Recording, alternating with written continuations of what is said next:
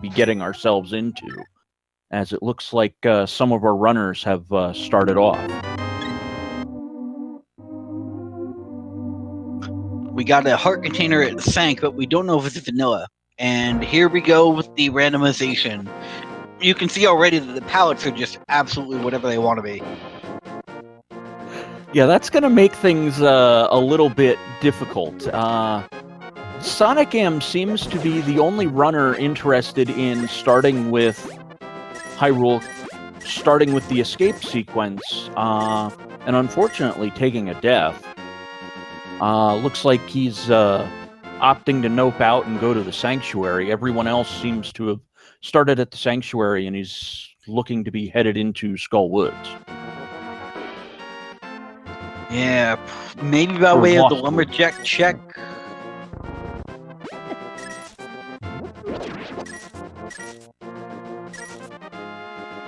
Yeah, it looks like Hiker Type and Super and Taylor are going to be making the lumberjack checks as well. Well, this is one thing of note. With the open format, you are not guaranteed a weapon of any kind. And it looks like we have a Bloomerang in the Lumberjack Cave, so that doesn't seem like something that's going to make me want to do the Ognum fight to advance into the Dark World. Not immediately, no, but it could always be required. Oh, that's entirely true.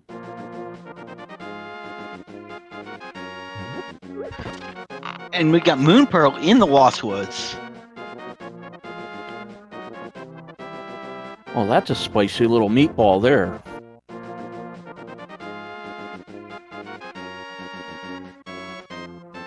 You know, unfortunately, it may be part of just the open format, but a lot of what you're going to see is a lot of exploration to try to find an item of some kind that could be used as a weapon, or, well, hopefully a sword itself, you know, something like a bow or the hammer.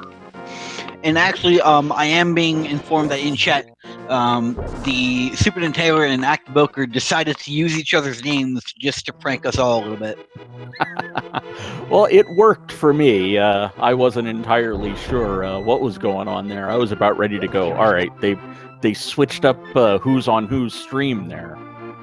Yeah. I have faith in our person handling the restream that they have everybody in the right place. It looks like we found a medallion with Sonic M in Kakariko Village here. Yep. And we see Sonic M making the good play to avoid the chicken hut, because those chickens are technically considered in the randomizable pool. So you can have whatever you want in Chicken Hut, and it could be a nightmare to get through. Oh. Plus, he doesn't have any bombs. Oh, so you mean there could be 2 red knights and 2 blue knights hiding in there instead of 4 chickens? Oh, we have a second medallion. Ooh. And the mitts, or the gloves, rather. Yeah, that was the gloves. Progressive items, so gonna get the gloves first. And our map check shows Green Pendant being at Swamp Palace, so.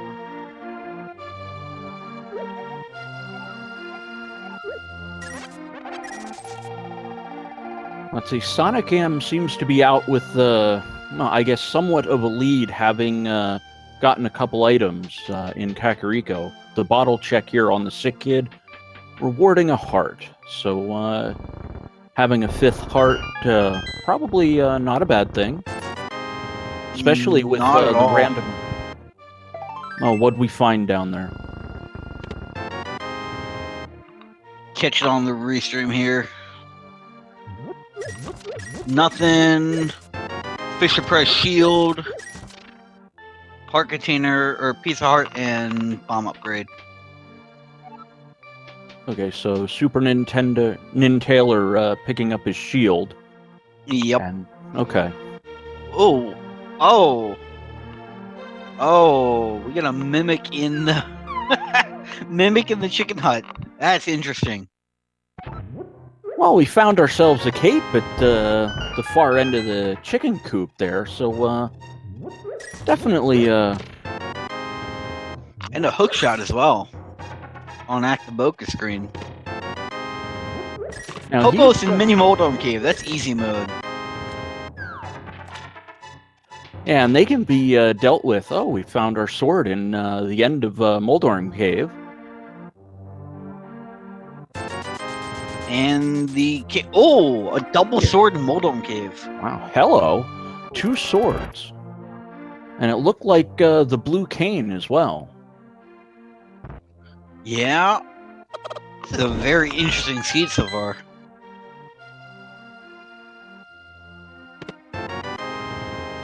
So I guess by proxy, we're going to say Actiboker is online here and ready to try to tackle some dungeons. And it looks like he's going to try to do exactly that as he's headed toward Eastern Palace. Yes, indeed. Actually, he's headed up to Icewater Cave at the moment. Still exploring. Okay. Okay, that's an interesting palette for Patrick Starr. I've never seen that. Oh, that's an interesting place to bury the hook shot. Just throw it in the bottom of the lake and, you know, at least Link got to it before it started to rust away. Yeah.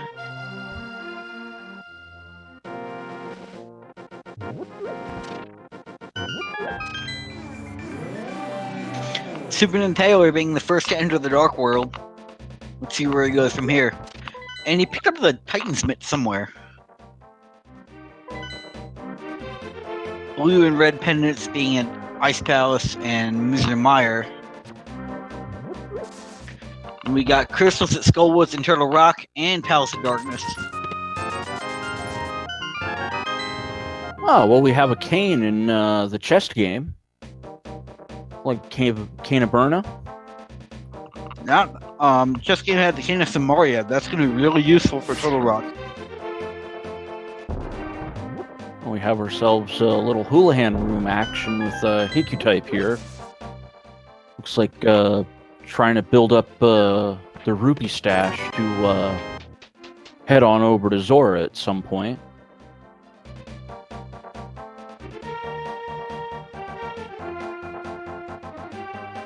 Actiboker, now that he has some bombs, looks like he's going to try for the escape sequence, but this might be a little rough because you're not given a free lantern in the open format. So he's either confident in his darkroom navigation or he's just going to bail early. And the second shield. Yeah, we found the location of a second shield, the uncle having a shield.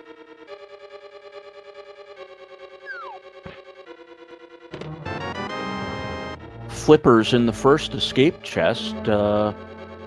Actiboker just opting to nope on out of there, and guess his plans have changed. Looks like possibly a hobo check. Maybe a hobo check. It'd be kind of orphan. Not diving down to Zelda is a bit of a heads-up play with no lantern. Unfortunately, taking his dad outside his house. Yeah, those shades are looking like they do 3 hearts worth of damage, while Link still has green mails. Not only do they do 3 hearts of damage, but they are practically invisible until they rush out. Yeah, so, surprise, you're dead.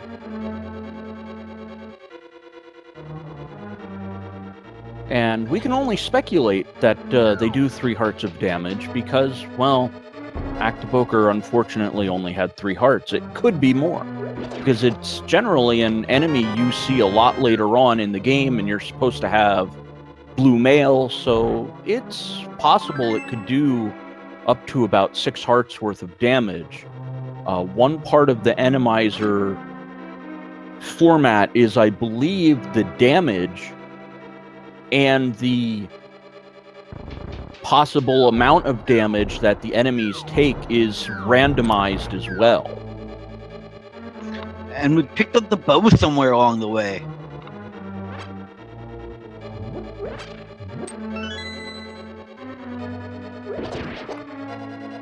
And we're being informed by chat that the pallets for the areas are determined by the enemies in them.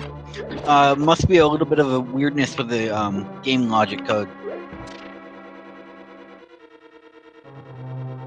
Now, was the bow on Zora Ledge or in the waterfall? Because he didn't go to Zora. He doesn't have the money for it.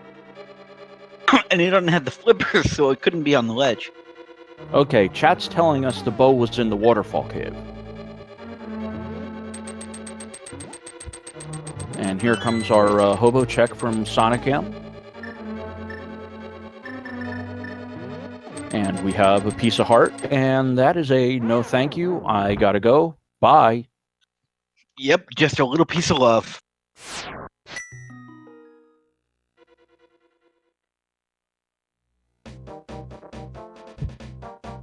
So we have Acta-Boker actually dispatching the Mimic with a bomb and picking up the cave. Acta-Boker, I believe, has Master Sword. Yes, he picked up the Master Sword from Mini Mono Cave. And we got Sonicam making the back of escape check. I believe he's the first person to go this far through the escape sequence. He actually fell down back of the escape through the graveyard just as Hike Type did. Not very rewarding. Heart, piece of heart, and a key. I mean, that heart refill was pretty clutch.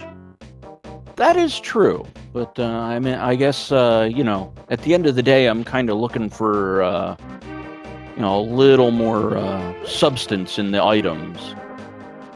Maybe I guess beggars can't be choosers, and Sonicam taking an unfortunate death in the dark rooms. As we said before, kind of nightmarish.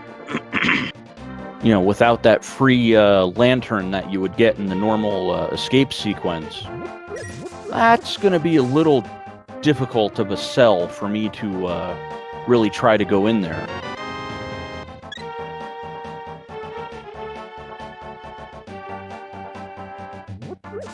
Acta-Boker going through the race game and finding his reward of 20 rupees to be worth taking the time to go through that race game.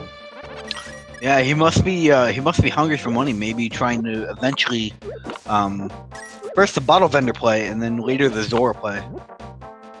Well, we know the bottle costs I believe it's 100 rupees. Correct. Palace of Darkness is going to cost 110 rupees. And that being marked off as a crystal is kind of something you're going to have to deal with. There's no way around that. Yep. And then Booker going to sell that fish.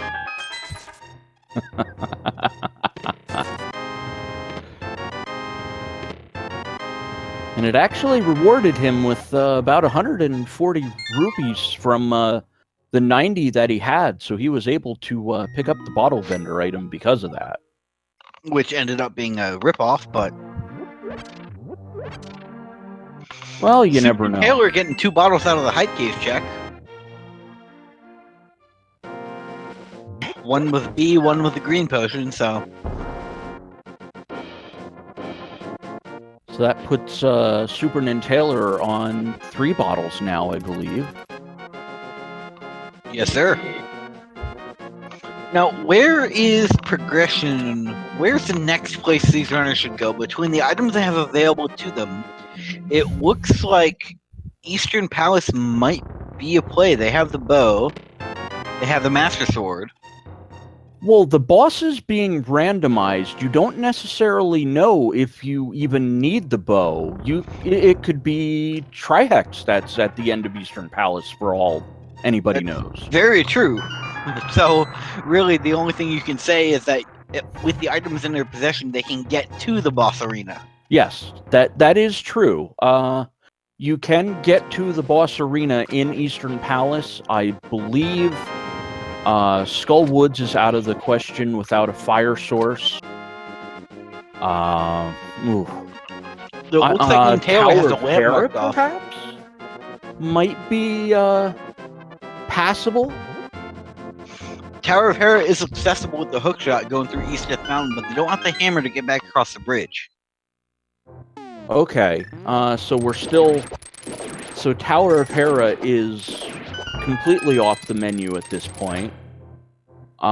Misery Mire, we've not gone down into the desert for either Misery Mire or Desert Palace to see... No flute to access the Mire area. Okay, so that's out. Super and Taylor taking the Breadsmith on the longest tour he's ever been on in his life. Yeah, this seems to be, you know, a full-on world tour here, but I think this might be a case where I might Sonic just... fighting the mirror out of Eastern Palace. Ooh, hello.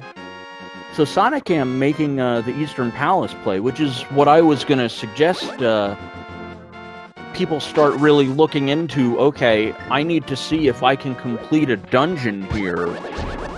And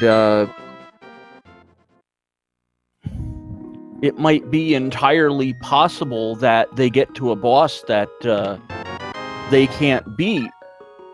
But seeing that the mirror was there, that opens the mirror up at least gives them the ability, and the mirror at least gives them the ability to warp out if they need to. That's very true as well. I don't think it opens anything up in the way of the light world, but perhaps having the moon pearl that opens up some possibilities in the dark world. With that mirror in hand, it's not. With that mirror in hand, actually, Tower of Hera is now logically accessible if Sonic Game had the lantern. Okay, but unfortunately, that is not the case. There's Super Nintailor is the only person with any kind of fire source right now. I mean, strictly speaking, from the perspective of can I get to a dungeon and at least get to the boss to see what's hiding back there, Eastern Palace seems to be the only, you know, logically accessible at this point dungeon that I can go to. And from our perspective, yes, but no runner has all the items necessary to make it logically accessible. Sonic M is in the best position, but it doesn't have the lantern, meaning that the dark rooms logically lock out Eastern Palace. And he actually took a death in one of the dark rooms in Eastern Palace, so Actaboker has neither the bow or any kind of light source, but his exploration will net him, pun intended, the mirror and shovel.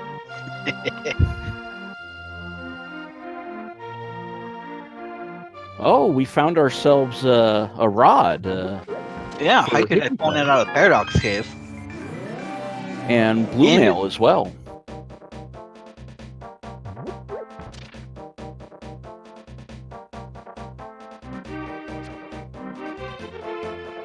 Ooh, just missing the bomb jump for Hiku-type here.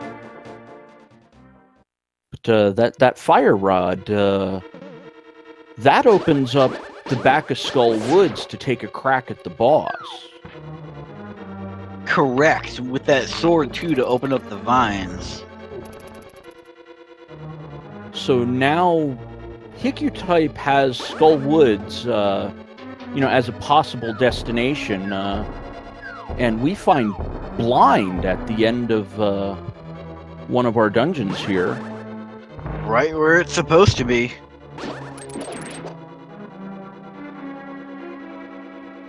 So this is oh, we got some cane strats to finish off Blind's final form. Yep. A good play with all that magic. Yeah, and that's going to be our first crystal at 19 minutes and 50 seconds. That is a nasty room that Super Nin's walking through right now. Well, Enemizer is known for being not entirely friendly, but that'll polish off Thieves Town for Actaboker. And this is making me concerned that even though we've been given some information that the enemies are not the only thing randomized, but so far we've seen one boss, and that boss has been exactly where it should have been. True, but it does say that the bosses are randomized in the seed, so who knows? Is this even randomized? Are you sure about that? I don't know. It looks pretty vanilla to me so far, Frico. And it looks like we've got another fish being sold by Hikutype to pick up some And Actaboker making a play that I've never seen anybody make in a randomizer before. He's doing the archery game outside of the Village of Outcasts. Oh, he must be just trying to get what he can to get some rupees out of that game. I guess that's about the best we can get. And I've totally missed the Mallard being empowered by Hikutype here.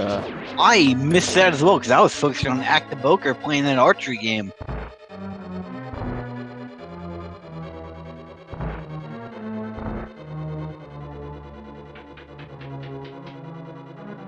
Oh, this is an ugly room for Sonicam right outside Armos Knights here. Yeah. Let's see what boss it is. It's Mothula. Well, that doesn't look like an Armos Knights to me. Not at all, but you got plenty of room to maneuver and no spikes to contend with. So this version of Mothula is actually really easy. Yeah, I was about to say they put Mothula on easy mode here. Let's see if Super Nintailor with 3 hearts left activates the cane, and it looks like that's no, it looks like he's using a green bottle to refill his magic. And activating now the cane. Activating the cane. And it looks like he's gonna have to do a little more work with that cane than Actaboker did, but Super Nintailor finishing off his blind fight, and that will be his first crystal. So the only one Hikutype. And it looks like having that fire rod is compelled Hikutype to go to the end of Skull Woods.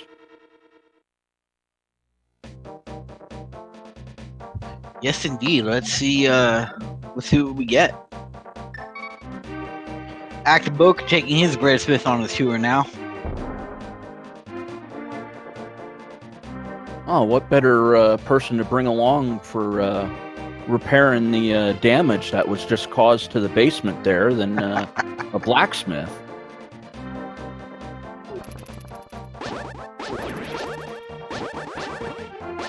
So yes, as Cloth Racer in chat is saying, any boss in Mothula's chamber will have the floor moving, but only if Mothula is in his arena will the spikes move.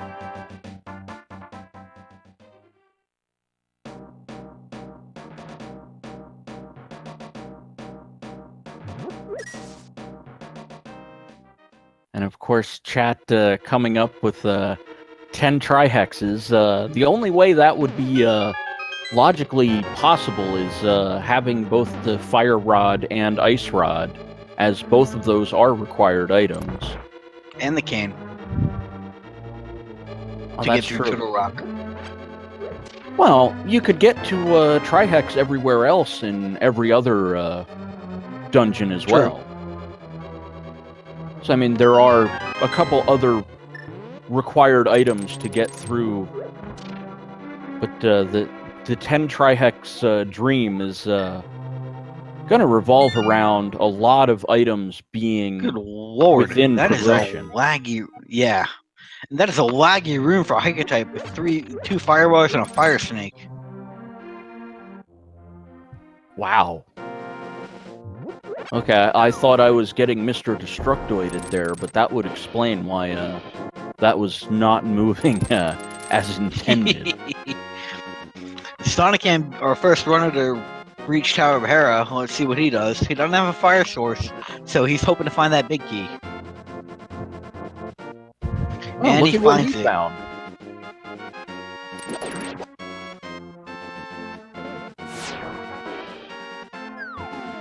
And we're going to have Actaboker delivering the blacksmith. We'll end up seeing what the reward is for that.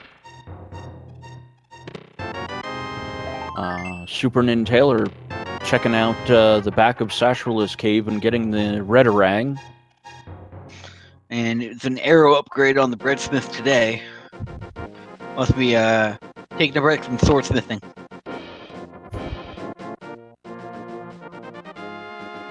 Well, when you only have one of the blacksmiths around, you know, and work on those arrows. Question in chat, Adam. In this variation, this is not Chaos Boss Randomizer, so no, bosses cannot be duplicated. Yes, we've seen the location of Blind, we've seen the location of Mothula, and I believe that is the only instance through the normal boss progression of fights we will see them. But, let's say don't count your chickens before they hatch. Colt's here in Mothula's chamber.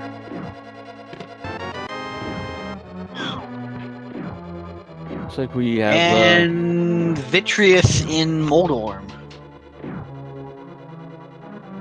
So as of right now, it looks like we are going to see only one of each boss randomly distributed throughout the areas. I do not know if that will affect the Ganon Tower boss refights or not. So you'll be finding out as soon as I know, you guys will all know as well. Yep, so far we have seen Moth in Eastern Palace, Vidi in Hera, Blind in his own dungeon, and we have seen Coltshare in Mothula. And Hikutype seems to be wanting to continue through Skull Woods, as I don't believe he's found all of the items.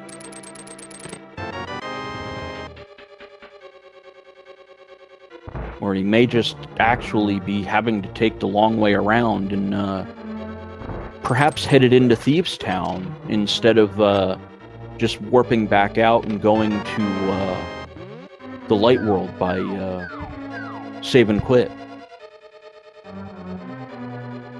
And Hikutype getting trolled by the Anti-Fairy just like Actaboker did before. He just doesn't want to let him out.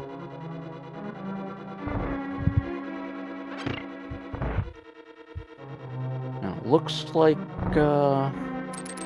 Hikutype is not headed directly to Thieves Town. I thought that would be where he would go, but apparently he has checking a ledge, and it looks like 20 rupees.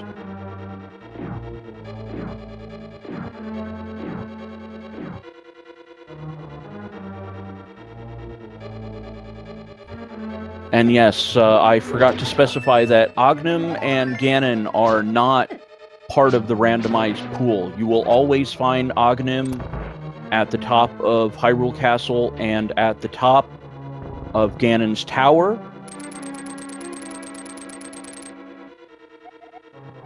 And you will always fight Ganon as the final boss of the game.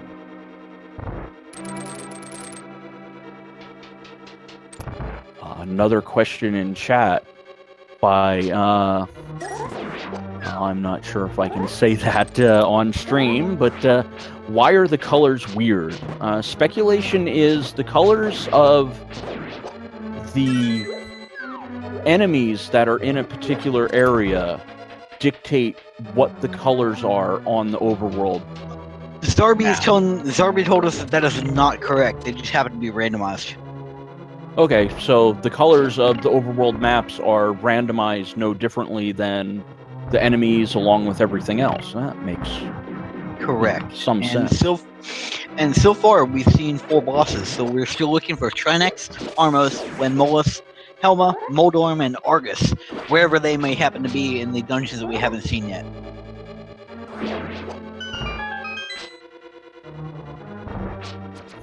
Well, we already know Super Nintailor's going to have a date with Mothula on easy mode once he gets past this lobster and shade combo.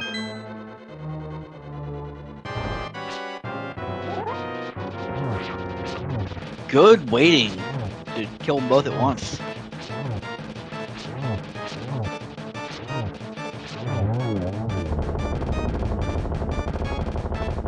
Mothula not having to deal with the I guess 0 damage glitch with the spikes in the regular Mothula fight is pretty much a pushover. You just knock Mothula into a wall and have your way. What? That's not family friendly at all. Ah, well. I tried to stop myself and oops. But I think that's more your dirty little mind than anything else. I'm gonna put it on interpretation. Oh, I see how it is.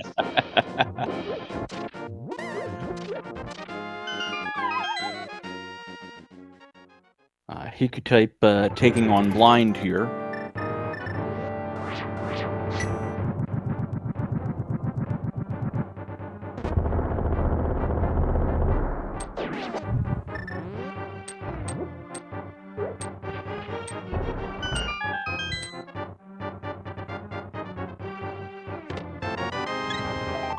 Sonic am gonna pick up his Titan's Mitts because he didn't before.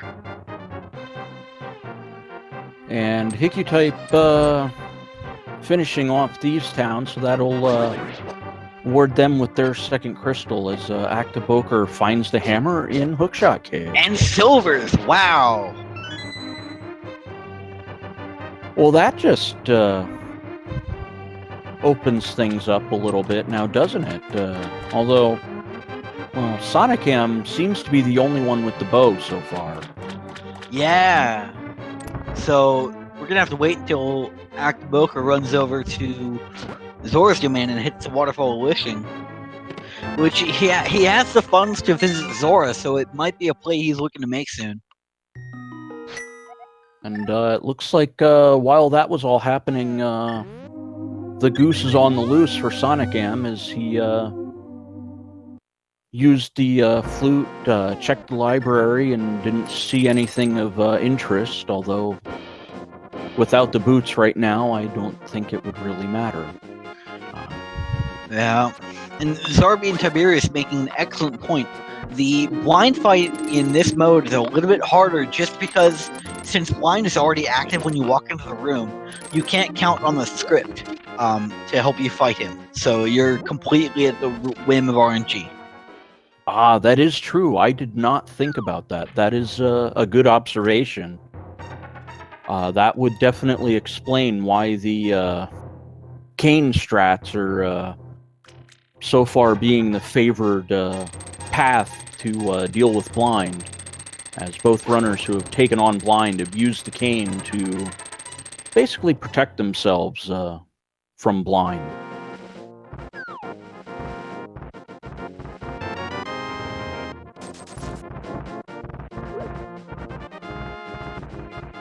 Stalfo's just falling from the sky. Well, Old Man looked to give a 20 rupee tip to Super Nintailor for guiding him out of the caves.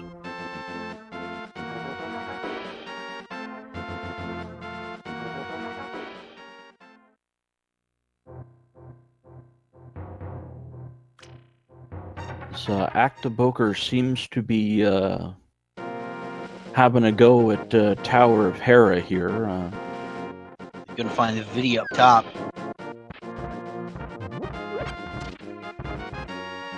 And unfortunately, since he doesn't have that bow, Vitreous is not going to go down as easily as he otherwise might. Yeah, that's gonna complicate things a little bit. You know, the unfortunate part to having silvers is you still need the bow to be able to take advantage of those silver arrows, and I do not believe Actiboker has picked up the bow at this point. No, he hasn't been over to the Waterfall Wishing area. Yeah, Sonicam, the only one to have braved that part of the map so far, and we're getting eyeballs being thrown right as you come into the door. Okay. Yeah. Hello, my name is Vitreous, and I'm just going to ambush you right when you come in the door. Whatever. Surprise!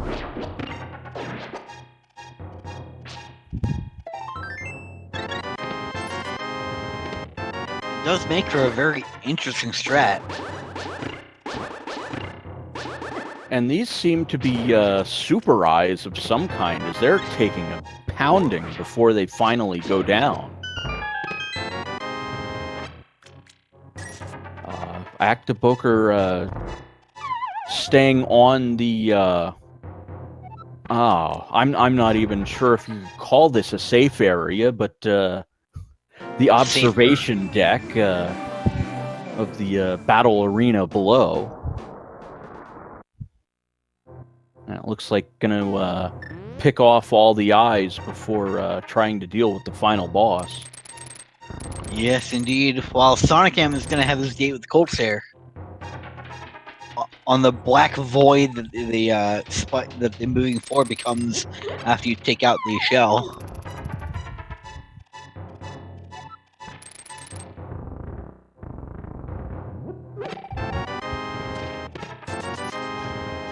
Oh, we have half magic in the Super Bunny chests.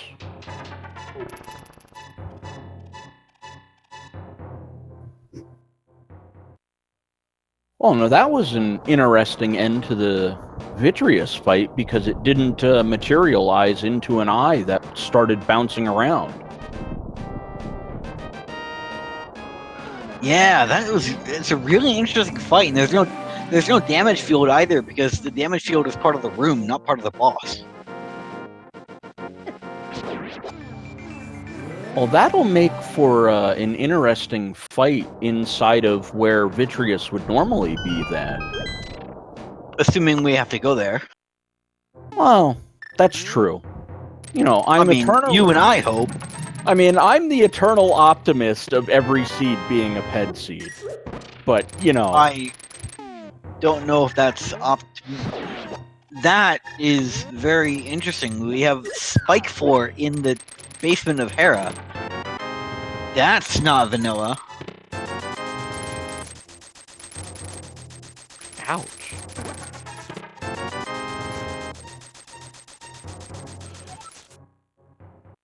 Well, I guess Actiboker has... well, I'm not even entirely sure if you could set up the coffee break with, you know, the randomizer aspect of things, but...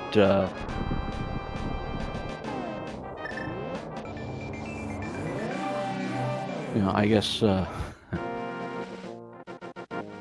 Wow, and now we found all 3 medallions, so no matter what Meyer is, we're going to be able to get into it for Actiboker. Yep. But since the bottom of Hera is not... since Hera's not basement locked, we may not see our runners go down there. I doubt Sonicam, for instance, is going to go back. Well, that'll definitely be a problem. I believe actually, it will be. You're right, because Turtle Rock is ether, so he will need to at some point. Oh, yeah. Yeah, we did have a Turtle Rock check, and we know it's the ether medallion. So yeah, that's definitely required Hera basement dip. Okay, Seed. And Actaboker does have the ether medallion, although might be some issues with the tracker not updating properly, and but well, definitely have to have the ether medallion to activate it. So yeah, so at some point Sonic M's gonna have to go over Hyrule for that ether medallion, and hopefully we'll find it soon. yeah, that's definitely going to be I guess what we call a tough sell for Sonic M to end up back in the Tower of Hera basement, because Sonic M already has that crystal and pretty much shouldn't end up back in that dungeon at any point ever. Yep. And we have Super Dan Taylor opting not to do the observation strat. Oh yeah, looks like just getting right in there and having a go at these eyes at point blank range. And I mean, being able to hit more eyes quicker, plus, you know, not having the goo field in the way, you can just actually, it looks like you could damage Vitreous's main eye directly without having to go through the small when he comes up like that. Oh no, Super Nintendo takes a fall. Oh, that's rough. And that's the extended version, unfortunately, because you fall through that middle hole instead of outside of the edge. So, yeah, so you fall 2 floors instead of 1.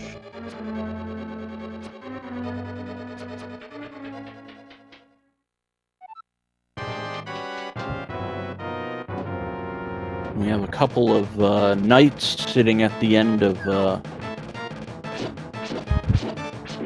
our little, or the chain chomp room. There we go. That's what that's normally called. Yeah, that's one room where it's good to be randomized. Those chain chomps are no joke.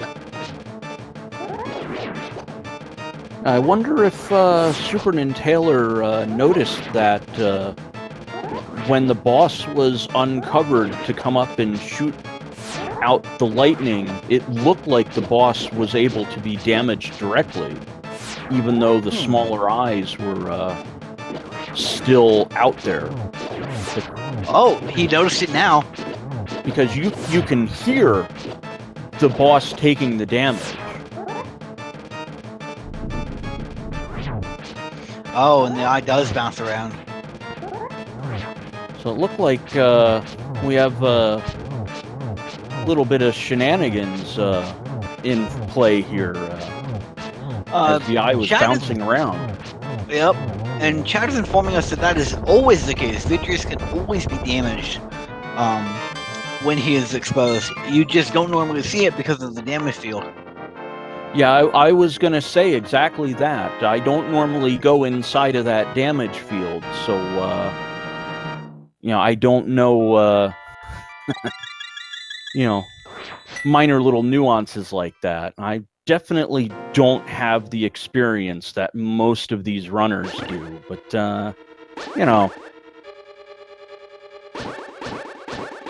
I have no Tiberius problem Act saying. does not have the bow. He has not been to Zora's domain, so he doesn't have that bow to use.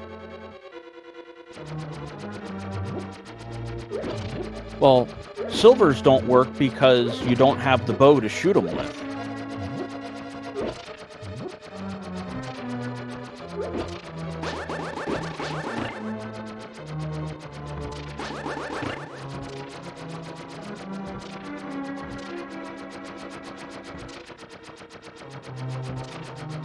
And Super Taylor is showing us that you can, in fact, take a coffee break. Okay, so the coffee break strat for that particular room still works.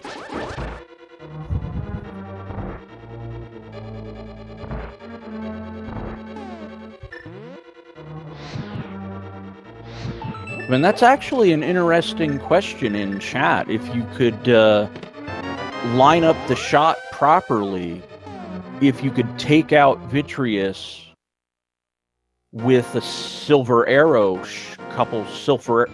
excuse me, I think that takes 2 silver arrow shots directly to the eye without dealing before with you the kill all smaller the small eyes. That's actually an interesting question. And, I will freely admit that I do not have enough game knowledge to properly answer that question.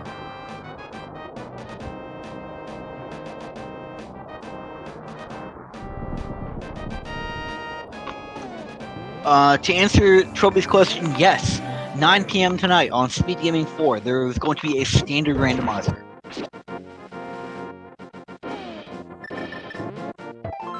Yeah, I know a lot of the daily races have been preempted by the tournament run that's been going on.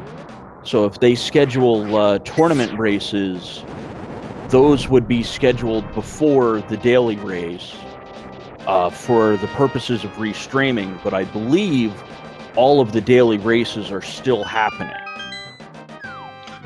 Yes, they're just not being restreamed.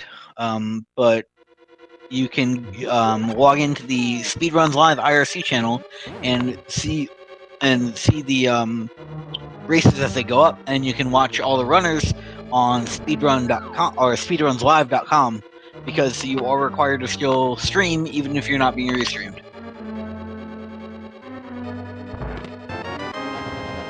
That's good knowledge. Oh, well, okay. Wait Bosses a are duplicated. second. We have That's- blind on 2 different screens in 2 different boss rooms at the same time. That is, I did not know that was going to be a thing today. I call nonsense and shenanigans. I apparently lied. Oh, that's all right. It's only a lie if you get caught. Nobody will notice that Trihex was replaced by blind too. That might make our Ganon tower ascent refights a little more spicy. We might see Helmasaur on Moldorm 2. That was a particularly interesting boss fight. It is definitely a little better for the runners than having to deal with 4 sets of Armos Knights and no bow to have been found.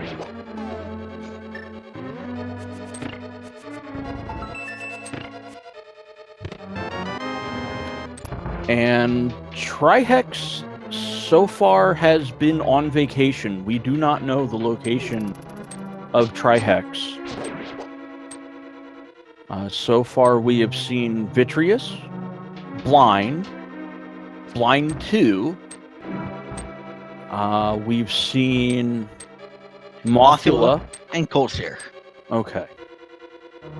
At least one of us was paying attention. I know it wasn't me. when Molos is still missing in action, Armos is still missing. We haven't seen Helmasaur or Moldorm either, or Argus. So it's entirely possible that, since there are 2 Moldorms and 2 Armos Knights and 2 Landmolus fights, that we could have, Blind taking the place of one of those and showing up twice. That's about the only explanation I have, because, to be perfectly honest, I said this right at the start, and I will say it again. I do not know if this is a chaos seed for the bosses, or if it is just at, we've got, let's see, 7 crystals, 3 pendants. We've got 10 bosses, plus 3 refights, and all bets are off as to what you're going to find. Or if there is... God. Stigma in chat, that is nasty and I love it. Ice Rod pedestal with Trinex hanging out in GT. I approve of that on default. Hello. You're my new best friend. That is an absolutely brutal idea, and I am all for it. But then again, I'm just about all for anything that puts a pedestal into play.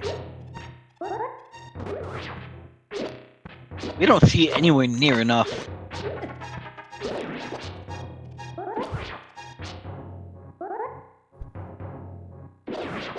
And we have access to all the pendant dungeons, so it's entirely possible. That is true. If Trihex shows up during the Ganon Tower refight section, ooh, that would be absolutely brutal. All of the runners have the fire rod, and there's only one way in which you're going to even want to be bothered with finding the ice rod at all, and that's having to deal with Trihex. I missed where Hikeshite picked up his tempered sword, but he's using it to good effect to take out these eyeballs. But actually, there's only one position where you would absolutely have to fight Trinex in the Ganon Tower fight, and that's if something is required behind Ice Armos, and Trinex is in the Ice Armos room, because you can just walk through the Land Mollusk to refight, and you can hover across the gap in the Moldova to refight. So there's really only one place you might be able to have to fight Trinex in GT. Well, that's assuming you can hover, which, you know, I don't want to take anything away from the runners. That is a very difficult strategy to, you know, rely upon to go past a boss. And it's going to be even more difficult if we don't find the boots. Well, that would definitely make things interesting. Yeah, Tiberius Zarshine, if Land Mollusk is not in the room, if, for example, you see Blind in the Land Mollusk 2 room, the door is open, and you can just walk through, and just ignore it entirely. I actually can confirm this, because I did commentary on a Chaos boss, Enemizer, and it was just mass hysteria everywhere. The Armos Knights showed up 4 times, and the Land Mollusk 2 refight, the door was just open. Oh, so apparently we're both lying. Zarby is informing us that it's only a bug with Blind, but if Trinex were there, the door would be closed as proper. Oh, that's actually very interesting. So they got, and I guess a lucky break then with picking up Blind in that Land Mollusk 2 fight. The game just basically does whatever it wants. This game is not broken at all. I agree with that statement entirely.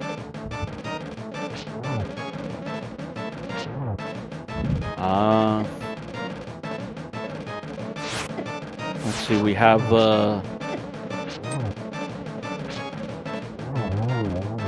we have Superman Taylor taking out the boss formerly known as Trihex, but you know, cosplaying as Blind today. Mothula was cosplaying as Cold Stare.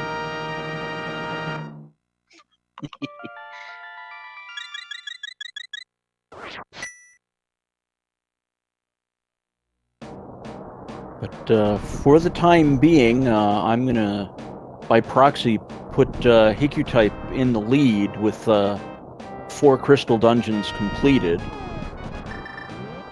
Yep, by sheer crystal count, he is ahead.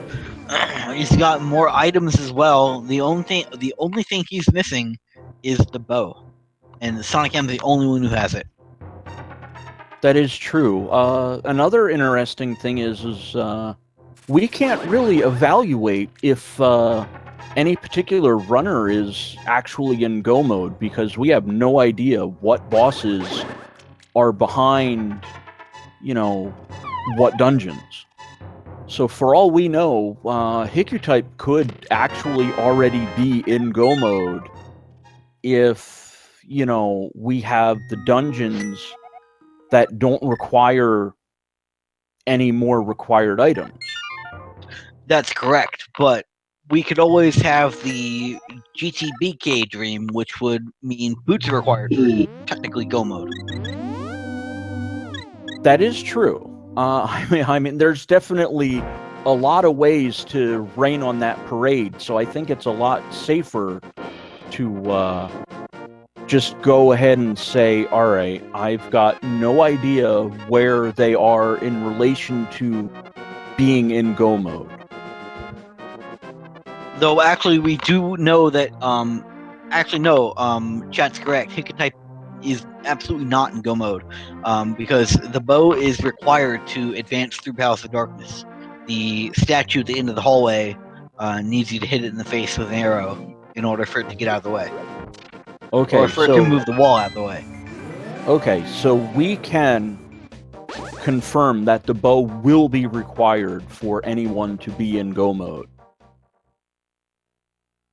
So I guess the speculation could then turn around and say, all right, well, Sonicam has the bow. Does he need anything else for any of the remaining dungeons? We know Skull Woods is completable. We know... let's see, we don't know... we don't know if Desert Palace is boots locked. We can gain logical access to it with the mitts flute and mirror. We don't necessarily need the book.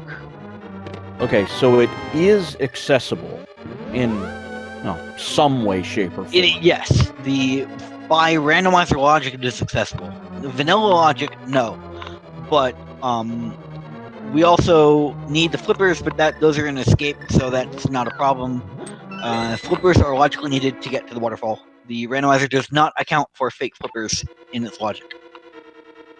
Okay, so Swamp Palace, even though it looks like it's our green pendant today, is accessible because we have the flippers. It's entirely possible there could be items inside of it, but, speculation. Sonicam picking up our Hookshot Cave prize, so he now has a bow and silver arrows, and the only one to have the advantage of the bow at this point.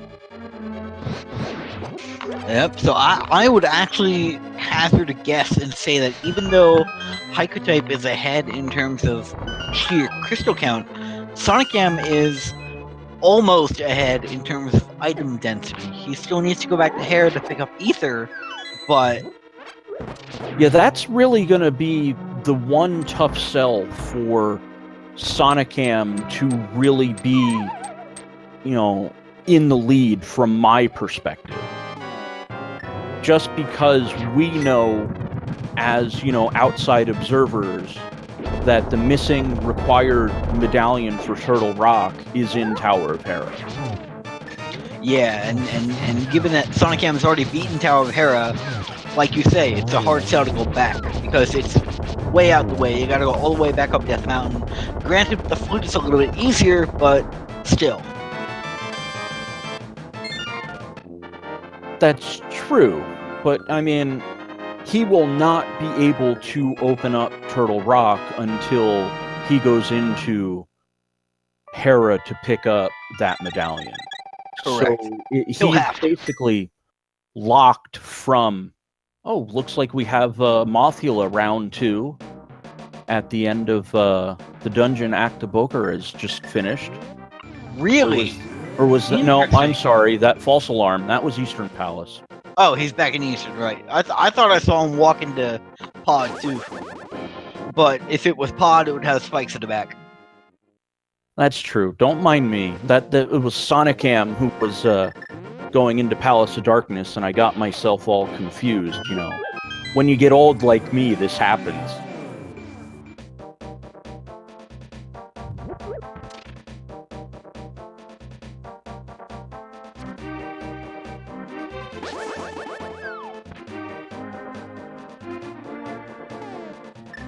But Palace of Darkness, Yeah, the bow's definitely going to be required because of Palace of Darkness. And there's the ice rod.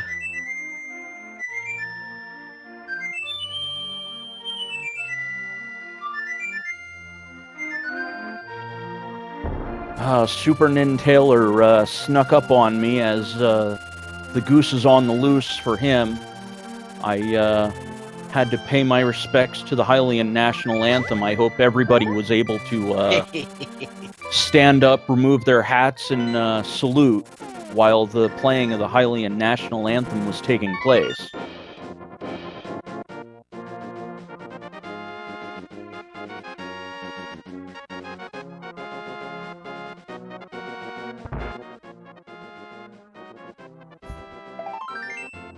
Hiccutype having a little bit of an issue with the laser bridge here, but all we're going to find is a burrito and a little more junk. And more junk. And those that fire bar is going to give him problems. Well, he had the Never can. seen that. He had the answer. He did have the can.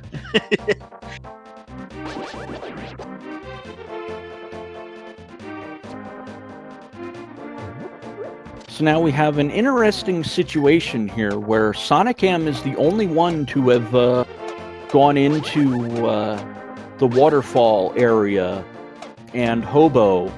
So he has the advantage of the bow. But on the downside, he has the disadvantage of already being in Tower of Hera, and that is where the Ether Medallion is. Yeah, and the thing is that these runners, all the other runners are more likely to go to Zora's domain before Sonicam ever thinks about going back to Hera. Yeah, I think that's going to be,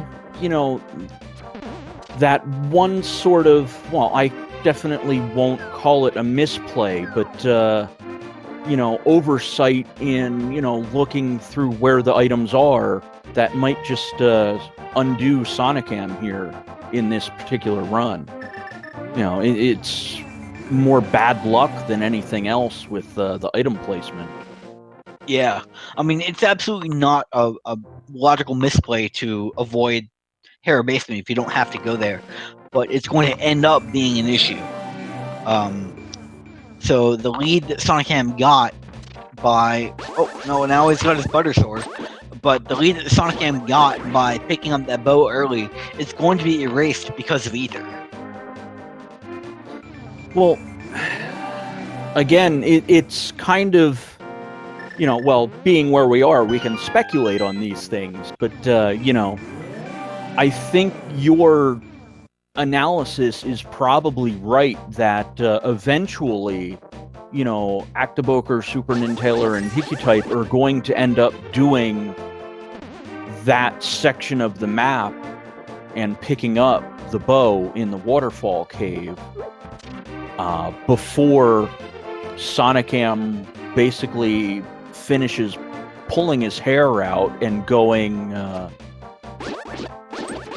back to Tower of Hera to check the basement. Yep. Actiboker making the interesting play, deciding to go to Meyer over Zora. Maybe he's thinking about a pedestal check or pedestal pull. I'm not sure otherwise, given that Mr. Meyer is not the green pendant, what would cause him to go this way? Item checks, I think. Just the sheer amount of items that are in Misery Mire and how easy they are to access. I mean, that would be my guess. It's possible, and given the shenanigans the seed has already given us, it's entirely possible that something important is in here. It's not exactly what you want, and since there's only 2 items, the math isn't really with you. But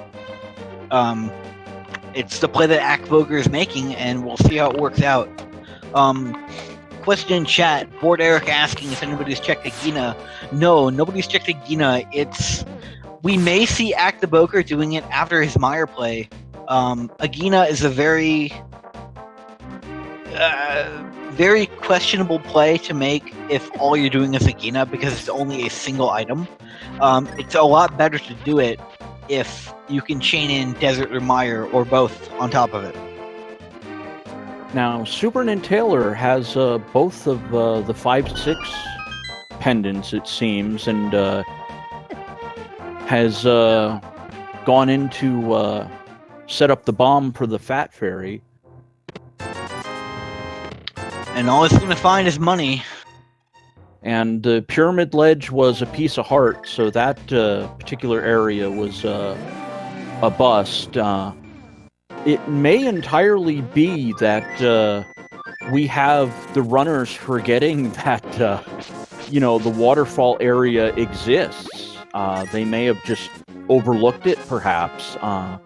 It's kind of interesting that, Super Nintaler definitely has the money to head over toward Zora.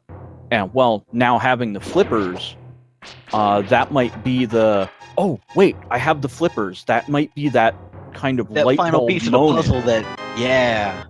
So if he may, since he has the lantern, he may decide to do an Eastern Palace play, or no, a sewer play. Sorry, words are hard. Nope, he's dipping out and he's gonna go to 2. Haha! Here's the Zora Domain play. This might be the Zora Domain play. You're right. And he got negatoried. He might have 4 bottles, but they might be 4 full bottles. Surprising. Oh, okay. So I lied. He's going to Meyer. And noping out of there. Oh, I want to go, no, you were on the verge of making the right play and headed toward Waterfall and Zora. Unless that's a 125 and not a 725 for the available rupees that Super Nintaler has. 7, so it's a very questionable decision. Picking up his tempered is going to give him better survivability through the game, but without going to Zora, looks like he's making the desert play. Not a bad play. It is a crystal. Hopefully he doesn't end up boots locked. Yeah, that's going to be the one thing that's going to get in the way is if we have the big key and on the torch, you've got a problem. Because that will mean that... got a problem with all these dead rocks here. Oh, well, yeah, that's very true. Oh, and there's Bob. What is Bob doing in Desert Palace? Visiting? Looks like it. He wanted to get out of Ganon Tower.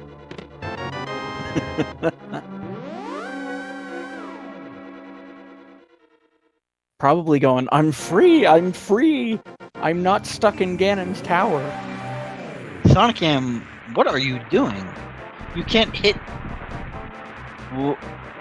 what? I don't think he has enough magic to activate Bombos. What? I'm not entirely sure what's going on here. I think he's finally lost his mind. Well, I would know exactly how that is, as mine's been gone for a long time now. And now Sonicam has no idea what's going on. Oh, chat's informing that it's bugged and it will not work. Wow. And he doesn't know that it's bugged here. Oh, that is indeed what? What on? Okay. How do you fix what? I just don't know what I'm seeing right now. Can Sonicam just kind of mirror out and then, try to, or is he actually soft locked, which would be... But we've seen Arc the Boker beat Colster down here? Is it I was gonna say, somebody's already It's- beaten that boss. apparently this is the second time that Sonic M has tried to fight Colster in this arena, and the second time hadn't worked for him. So I'm not sure why Act the Boker was able to complete it when Sonic M's having trouble. And yeah, Sonic M is the only one of our runners today. That seems to be experiencing this problem because, Yeah. everybody else. I'm not sure if actually we're allowed to tell him that the other 3 restreamers have completed Colster. Because this could be a significant problem. Well, he mirrored out. It looks like he may be trying to find a way to restart that fight in some manner. But if he goes the 3rd time and can't complete it, that could be GG for Sonicam here. yeah, that would be a very unfortunate set of circumstances. But Vitreous was, I don't know if bugged, but Super Nintailor, having fought a lot of the smaller eyes from the observation deck of the Moldorm fight, as they were just shooting out all the way that far, I don't believe Vitreous bothered to move from its spot once all of the eyes were destroyed. Perhaps a glitch of some kind where you can screen wrap with the potion in hand, and it thinks, oh well, all of these enemies are defeated, even though they're right there. Yeah, and it may not have triggered Vitreous because he was off screen. Oh, and we have our ice rod. And it Super looks like Nintendo Sonicam's picking it going up. again, and it looks like he's failing again. No, it's working this time. Okay, whew, okay. Well, Whew, there we go. Ah.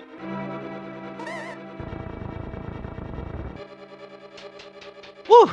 Wow. Sonicam at least making the right play. Finally making Hikutype it through. doing a Zora check, but I wasn't sure what Zora actually gave us. Hikutype does have the bow now, at least, because we know it was in Waterfall Cave. Yep. And while we were wondering what was going on with Sonicam's side, Hikutype got the bow, and the boots are on Zora. Oh, hello. That's a nice little investment from the Zora investment program. Yeah, the one time it actually ended up not being a complete scam, and we missed it because we were wondering if Sonicam was just broken. So, I think this is the point at which I'm going to have to admit defeat on the pedestal being in play for the runners here. Yeah, it looks like there's absolutely nothing that we know of that could be there. The only thing that Hikutype is missing at the moment is Ice Rod, and he's going to find that once he goes back into Palace of Darkness to complete it.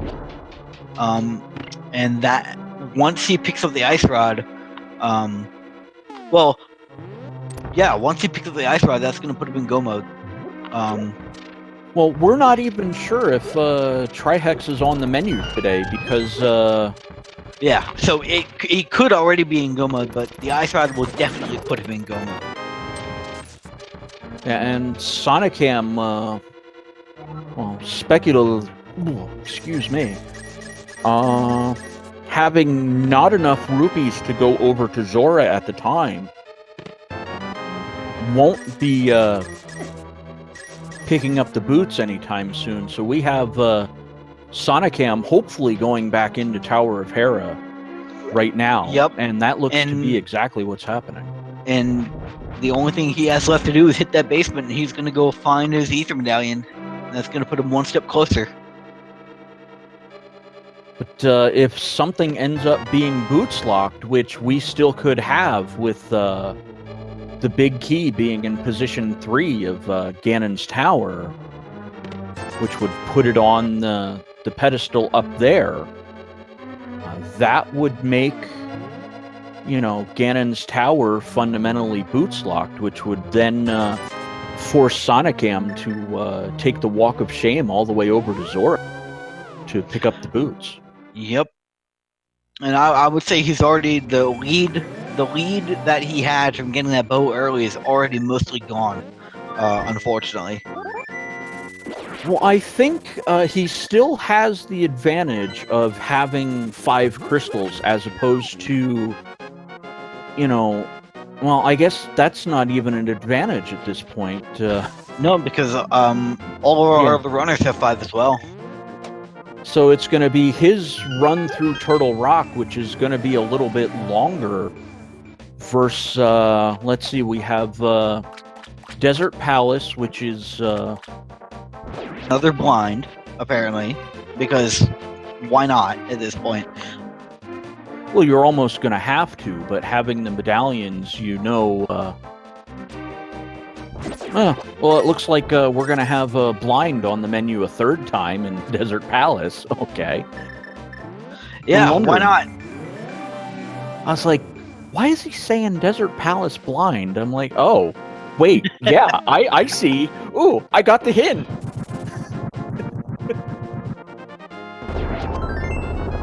I did it. I figured it out. And Active Boker finally getting his bow.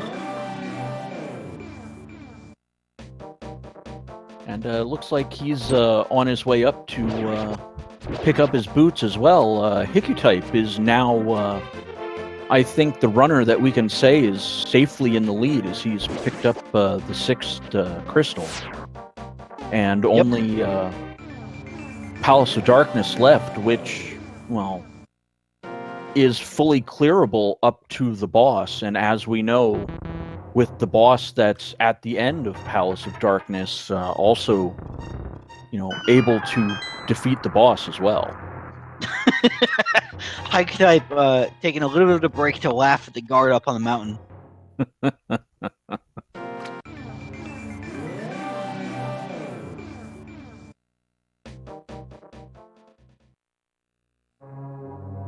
And it looks like picking up some death insurance by getting a fairy in a bottle on the way over to Palace of Darkness. Yep.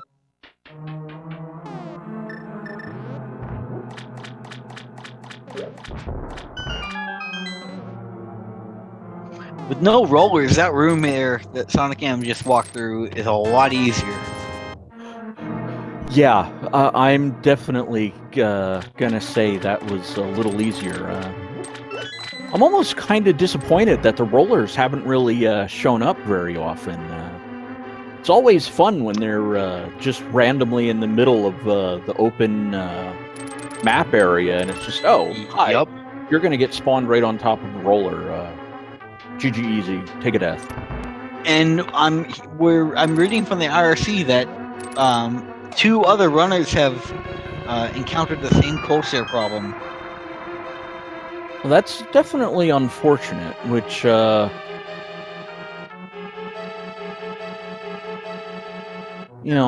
going to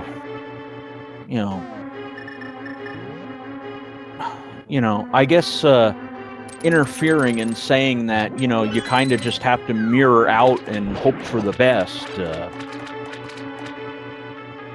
I don't want to overstep my bounds, but it's still, we saw Sonicam roll it eventually. It's not really a soft block because it's, who knows. It's just one of those things that you can kind of say, well, it's Enemizer, stuff happens. I mean, I'd love to say I have all the answers, but, the second you think you have all the answers, somebody changes the questions on you. Yep. Or the randomizer just says no, and then you're wrong. That's also true.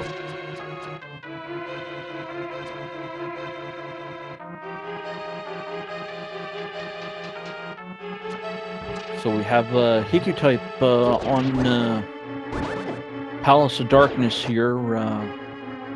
Actaboker. The palette's a little different. Is he? No, that's. No, are they both in Palace of Darkness right now? It's like Super Nintailor is headed toward Swamp Palace. Looks like he's fishing for, the bow at this point, going into a pendant dungeon. Yeah. And not knowing that it's waiting for him over in Zora's domain, along with those boots. And, having picked up the flippers and 820 rupees in hand, I would say, I would have thought that the flippers would have been kind of like that visual reminder that, yeah, Zora's a thing. I have the, flippers now. I should, really look into checking that. Yeah. But, everybody's thought process is never the same. Otherwise, you'd see all of the runners doing the exact same thing, and, well, that wouldn't be much fun. It wouldn't be fun at all. It would make it easier on us, but it wouldn't be fun. Oh, you mean trying to commentate on a race where all four runners are in the same spot is easier when they're not all over the place? I know, right? And it looks like we've got Mothil refight in Helmosaur's chamber. It's not significantly more difficult than it was in Eastern Palace. It'd be interesting to see if Mothula takes damage from those spikes, even though it's not the native Mothula room. It would be. That's an interesting question, and I don't know the answer to it. And it looks like that now with 7 crystals in hand, Haikytype is probably going to ascend Ganon's tower at this point. And maybe we'll find Trinex up there, but he didn't. Oh, that could bite him. He doesn't have the ice rod. Well, that's only going to be an issue if we run into Trihex in the refights. Trihex could easily be in one of the pendant dungeons all the same. This is correct. It's going to be interesting to see if that ends up being the case. And it looks like we have our chess game already started as Hikyu type. We'll amend the fine print of the chess game today because we don't actually know if he is in go mode. But, just for funsies, we'll play the game nonetheless. There are 22 possible locations where the big key could be within Ganon's tower. Feel free to have a go at your guess as to where exactly that big key will be. And would you like to venture a guess yourself, Claymore, while... Oh man, I think for the troll potential for Sonicam, we want it to be on the torch, but I like it being in the randomizer room just because you hardly ever see it. You hardly ever see that room otherwise. Alright, so give me a number. I'm going with 5. Let's go with 3. Let's go right side first and have it be on the torch. Alright, well, you got the right side first part of it right. Sonicam is in a blind fight, and we have 1, negative. 2, negative. Without a key, we can't continue any further on the right side. So it's over to the left side. Sonicam picks up 20 rupees and a right color, wrong item. 3 is a negative, as it is a bomb upgrade. And Haikytype dipping out of the left side and going back to the right with that key in hand. I think that might well be the right play. We'll see if it ends up working out because, it's always, you know, it's a 1 in 22 shot of where it, well, 1 in 18, since we know 4 of the locations are already out of the possibility of being where the big key is. Oh, and we have our Armos Knights at the end of Swamp Palace. And Super Nintailer not having a bow, this is going to be unfortunate. And the end of Swamp Palace is not water, because we don't have Argus.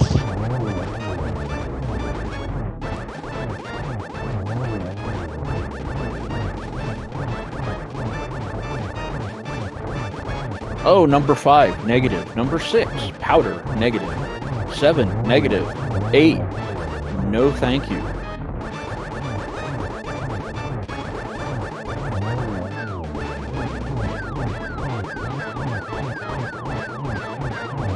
And Hiku-type mirroring out, and it looks like it's off to the left side we go. That's interesting. I'm not sure if you saw it. It was like blink and you miss it.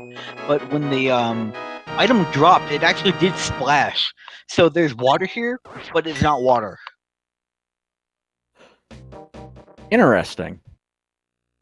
That was an interesting observation, and it looks like Super Nintailer is going back in and trying to hunt for what I can only presume to be the bow or the boots, but we know neither are in Swamp Palace.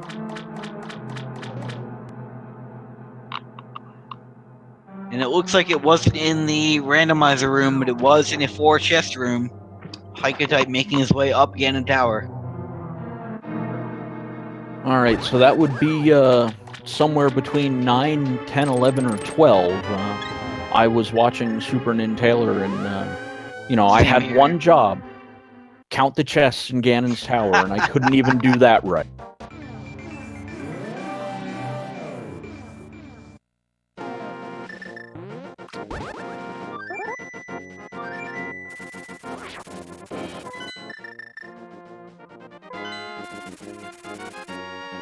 And chat yet again helping me and bailing me out and saying it was number 10. So I'm going to scroll up the chat and see if somebody said number 10. And someone did. I'm just scrolling up further to see if anybody else got to it first. And it's incorrect. It looks like Digipanda is our winner today. GG. And your prize is 1 full year supply of randomizer seed, compliments of the Link to the Past randomizer community.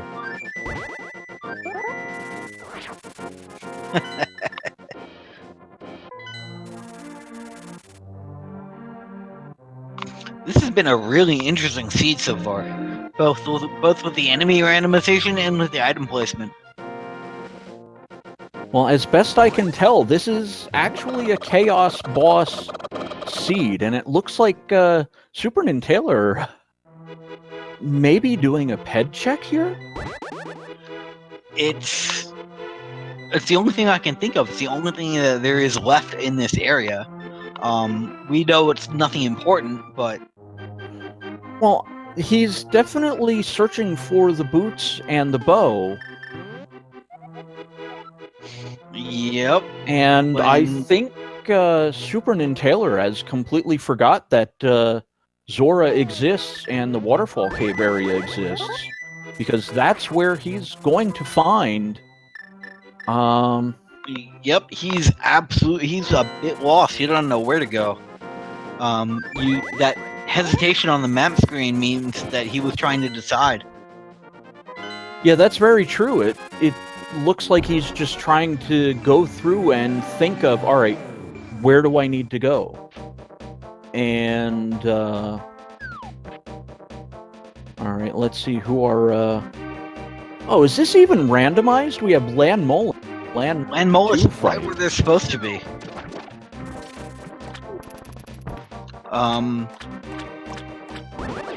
And Super Nintailer almost in the right place, but not really.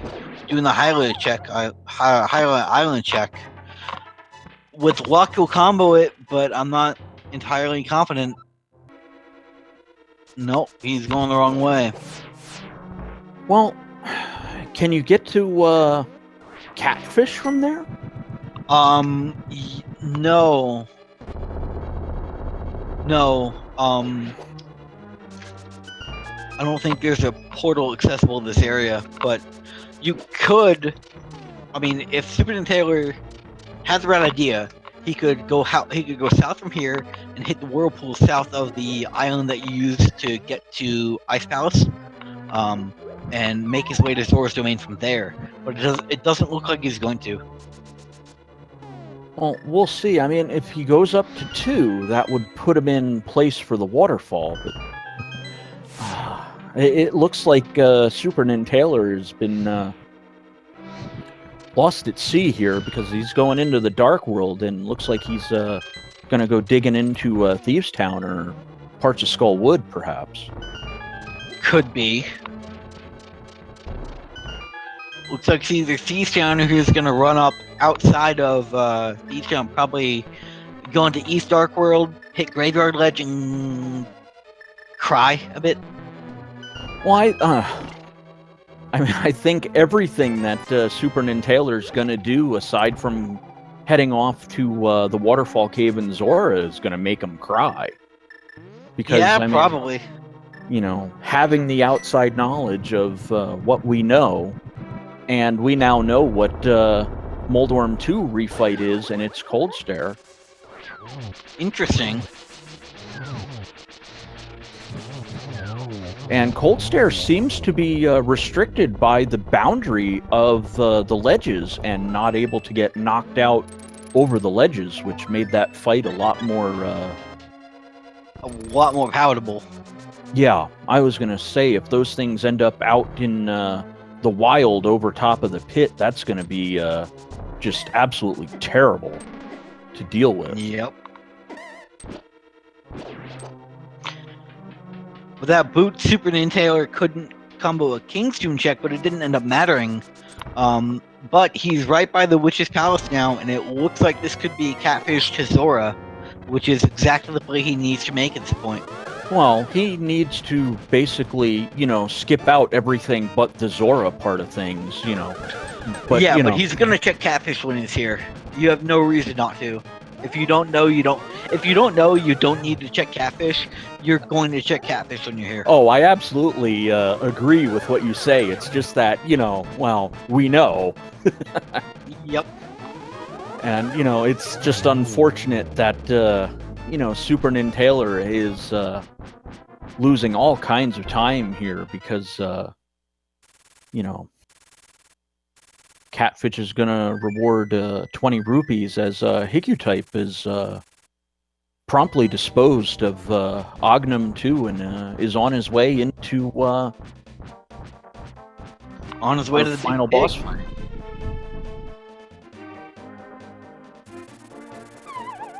With that bow in hand, is he going to go up to Zora? Well, we have the bow. He's definitely thinking about going it. To Zora. And he didn't nope out, so that means he's going to check Zora as well. And promptly gonna hate life a little bit. I would expect a good number of rage slashes to be in the immediate future for Super Nintailor once he finds out that this is the these were the droids he was looking for about a good amount of time, probably about 15 minutes. Oh yeah, if not more. Hike type making quick work again in phase 1 and 2. And quickly disposing phase 3 as well. Pretty much done with phase 3, and this will be let's see, gets 1. And looks like he got the torch glitch, so this should be a little too high, misses shot number 2. But he's about to land 3 and 4, got and the we double have bacon. GG Hike type.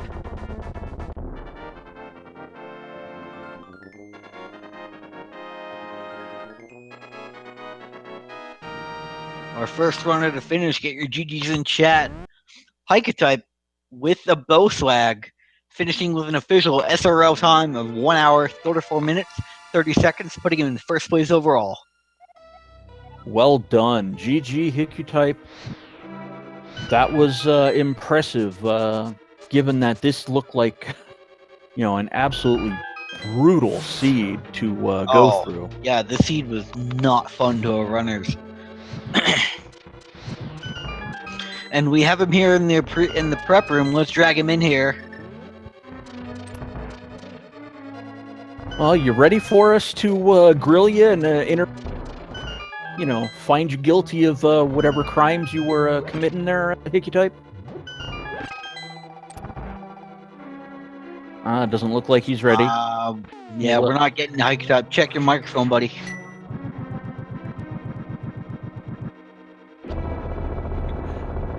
Looks like Actabucker for the time being is on. Well, we're having a little boss cosplay competition as our Moldorm 2 fight looks a lot like Cold Stare. All right, am I good now? Yep. We can hear you. Now we have you. All right, so first question, did my lack of bombs and death going into Kakariko, did that hurt or help? I didn't see that it really did much either way. You didn't really sacrifice a lot of time. Well, what ended up happening was I was well equipped for Skull Woods in the Dark World when I got the mitts to get there. Yep.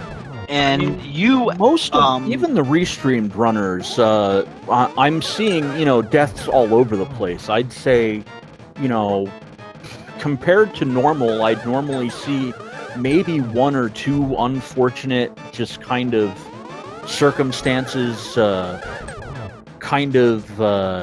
working against the runner, but here a lot of overall deaths were taking place. Yeah, I only remember the one going into Kakariko. Every other one was, I think, intentional. Yeah, and we saw you running around looking for that bow and boots combination. You elected to go Basement Hera first rather than the Sora's Domain. I was up there, I think. I don't remember why. It was just the crystal dungeon I could complete, and the rest was overworld, so. Well, going into the basement was a wise decision, as that was the location of the required pendant for both Misery Mire and Turtle Rock. Required medallion.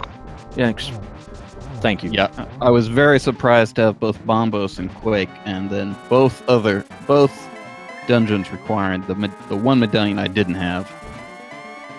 So did people end up skipping the basement? I will say that is a positive. Some did skip the basement, and it did not help them in any way, shape, or form. It did not. As that runner ended up getting to a point where they're like, oh, I want to do Turtle Rock, and I don't know where the Ether Medallion is. And if I may interject, Pink Kitty Rose has finished in second place with a time of 1 hour, 36 minutes, and 41 seconds. And Actabook are putting down Ganon. All he has to do is cross the bridge now to finish with an official SRTV time of 1 hour, 38 minutes, and 29 seconds, making him our third place finisher overall. Yeah, so between the bomb problems and getting the mitts late, and then getting to the boots and bow so late, that's what I was really worried about. So I'll have to hear what kind of mistakes the other players made to where I was able to come in first. And speaking of mistakes players make, welcome to Actaboker, GG. Well, let's see if gets his. Did you just infer I made mistakes? Maybe. I admit nothing. I deny everything. Yeah. GG Haiku. Yeah, I had a pretty clean game except for a little bit of routing inefficiency. I didn't get my boots till really late. I feel like that really sucked. Yeah, I had boots at hour 12. Hour 12? Yep. Okay. I guess it would have been the same time then. Maybe a little later, but yeah. So how about that? How about that bow in boots in Zora's Domain? That was interesting. It was a little disappointing because I really wanted to go over to that area when I got the flippers. And I was telling myself to go over there for a while. I would have actually done Swamp if I didn't realize that I didn't mismark my Fat Fairy, and I decided to do that instead because I menued and saw I had them. But it was, I was like, dang, I bet somebody could have routed this much better. Well, given that, we had, 4 games to see instead of just one, we knew where a lot of the things were, and it seemed to be the mistakes that were made was forgetting to go into the Tower of Hera basement. Right. I figured that would be a trap, but even that kind of helped you out because I think the fire rod was up there, so I was like, if anybody wanted to go get all the juicy stuff from the mountain, they got bailed out by getting a fire rod while they were up there. Well, it ended up kind of being a trap because Turtle Rock ended up being Ether, and you needed to go back to Tower of Hera if you forgot to clear out the basement.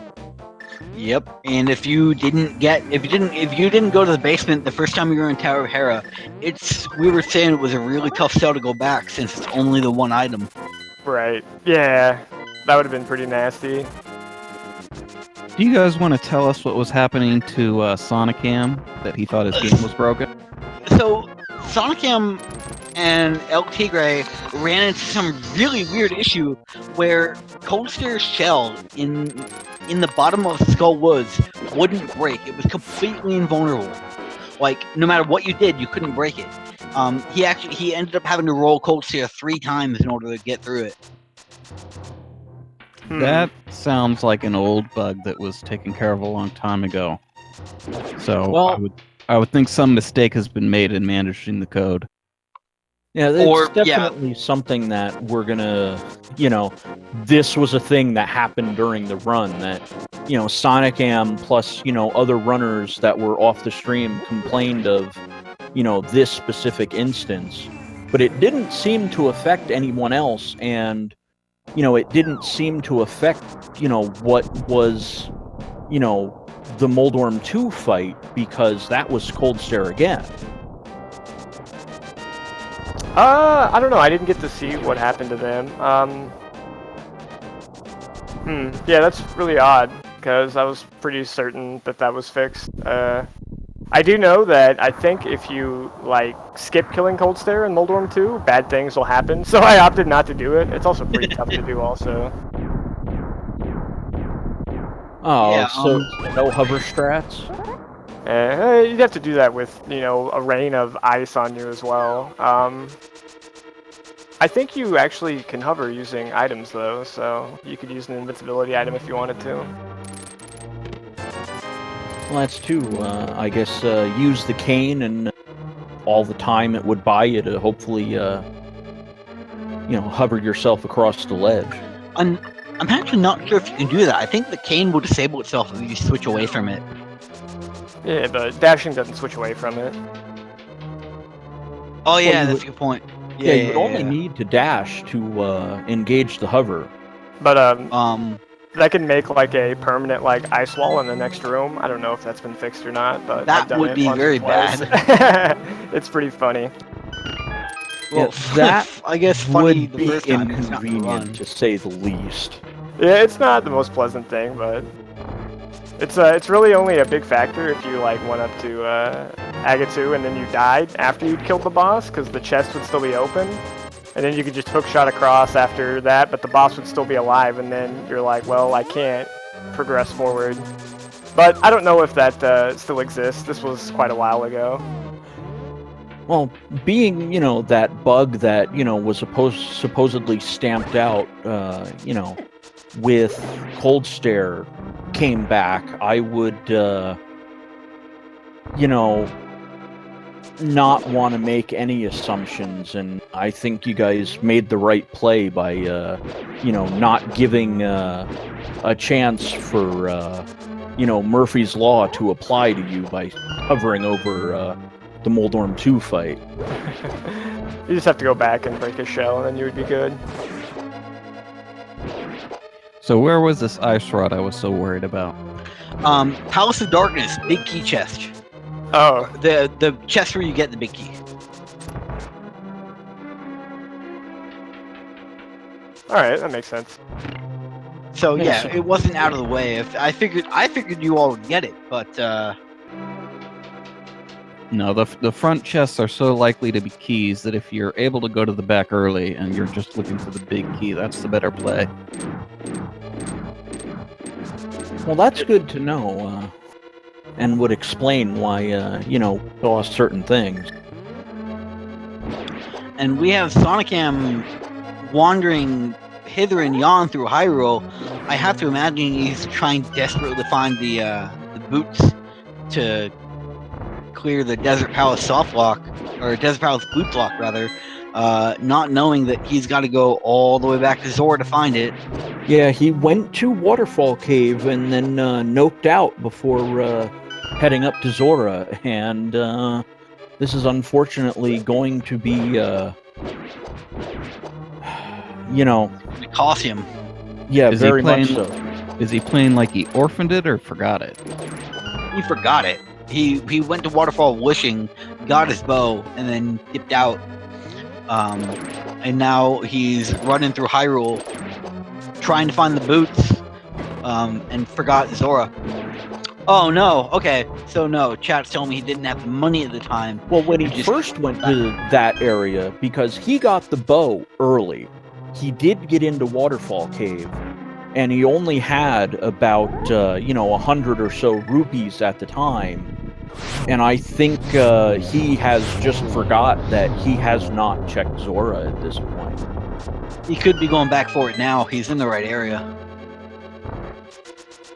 Yeah, I mean, if he didn't have the rupees when he was in the waterfall, it just sounds like he orphaned it.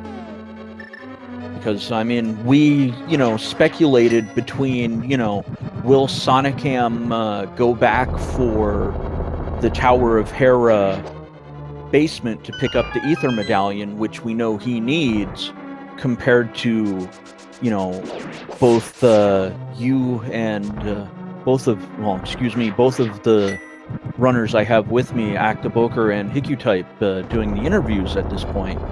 You had not gone to the Zora domain to pick up, the bow and the boots.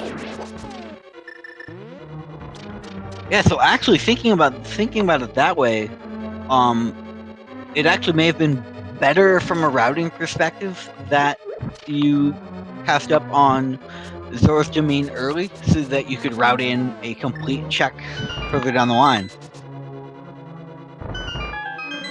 Well, I mean, it would have been better to have the boots and go there as soon as you had the flippers and the money, because that would have, I don't know, maybe I would have ended up full clearing pod and that would balance out, but generally you want the boots.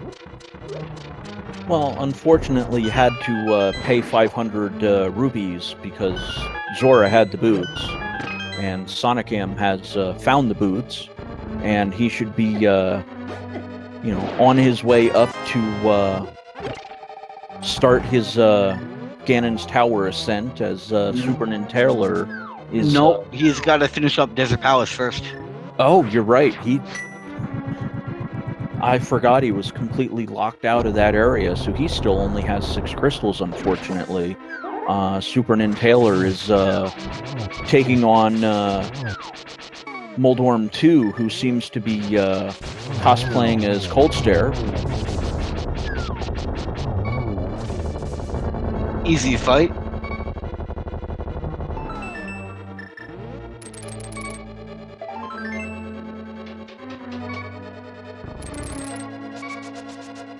So, Hikutype, what did you think? Was there anything that really kind of tripped you up and you kind of go, shucks, I really would have liked to have done that instead of, anything that you ended up doing during your routing? I'm sorry, I lost this part for a second there. The question was there anything that made you sort of facepalm when you realized that you may have misrouted something a little bit? Well, because I didn't have bombs, I was disappointed about in the midst. But it was hard for me to tell at the time whether that hurt me again because it meant that I was more well equipped. So I couldn't tell. 6 to 1, half dozen to the other. Super Nintendo finishes off Aga 2 and makes his way to his own Ganon fight. We'll see how he gets along. Yeah, I mean, I was pleased I stayed out of all the pendant dungeons, though.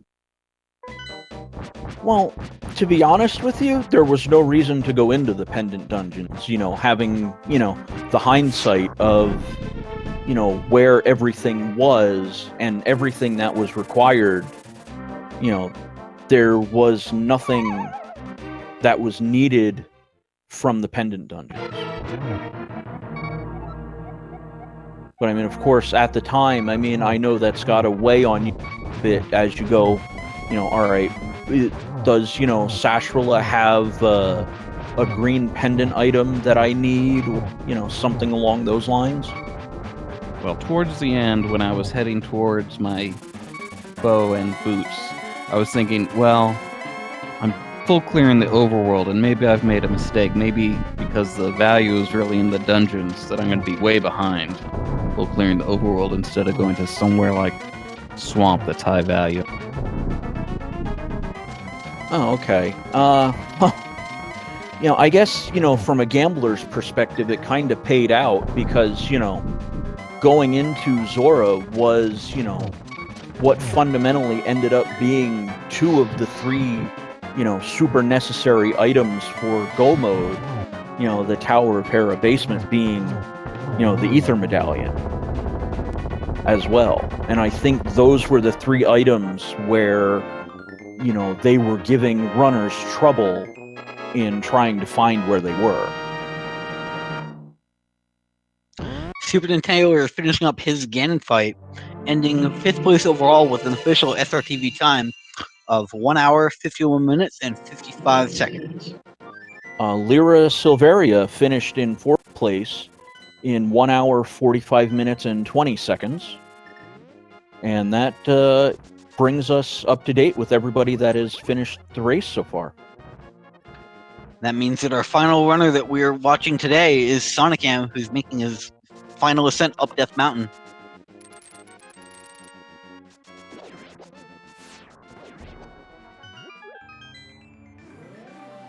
So was there anything that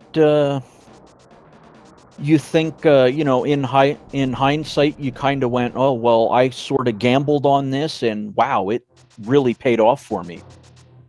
Haiku type. No, I mean, nothing felt like a gamble. It was straightforward. I felt a little bad doing Hera Basement until it was what I needed.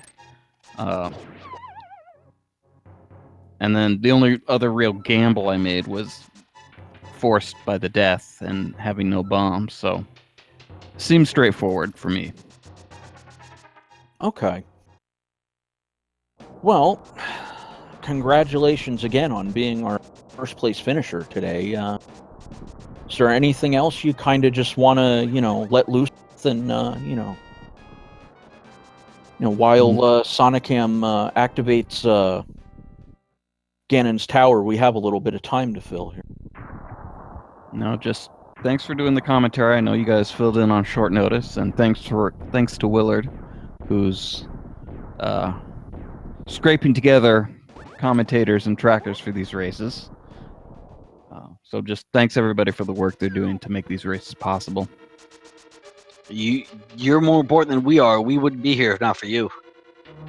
Yeah, wouldn't need commentators if, you know, nobody's willing to stream. So I would say it's definitely a great big thank you to you, along with everybody else who has the courage to, you know, actually stream these races as they do them. Well, thanks, I guess, but that's not what it feels like. I mean, I'm playing a game, I'm having fun, and everybody else is doing work. Well, I'm gonna fully admit that I have fun commentating on these races. To be perfectly honest with you. So hey, I guess everybody wins, aside from those who have the unfortunate displeasure of having to listen to my groan-inducing commentary. I'll Your leave you guys commentary to is it. fine. I need All right, to. it was good to have you. Good to have you with us, Archetype. All right. Thanks again. Good luck in the rest of your runs.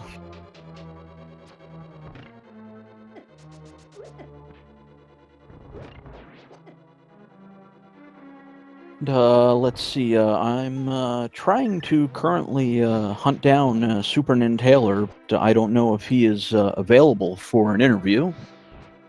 If he wants to jump on in the Discord, he's more than welcome to.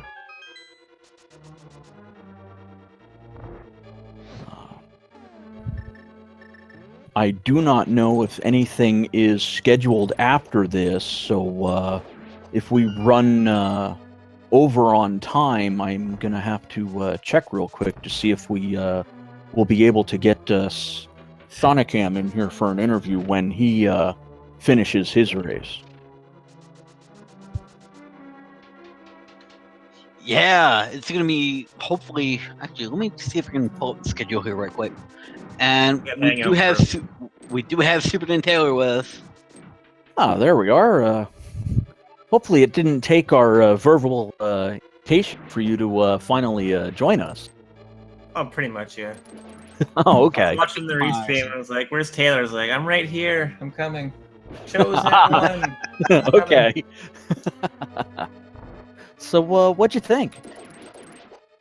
That was fun. I It's all think right. my favorite. You're on the couch now. Dr. Frico's here to, solve all problems, and hopefully we can get you back among the same populace of the world here after a couple minutes on the couch here.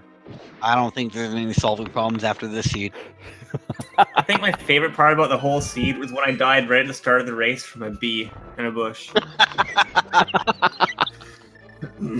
I was like, okay.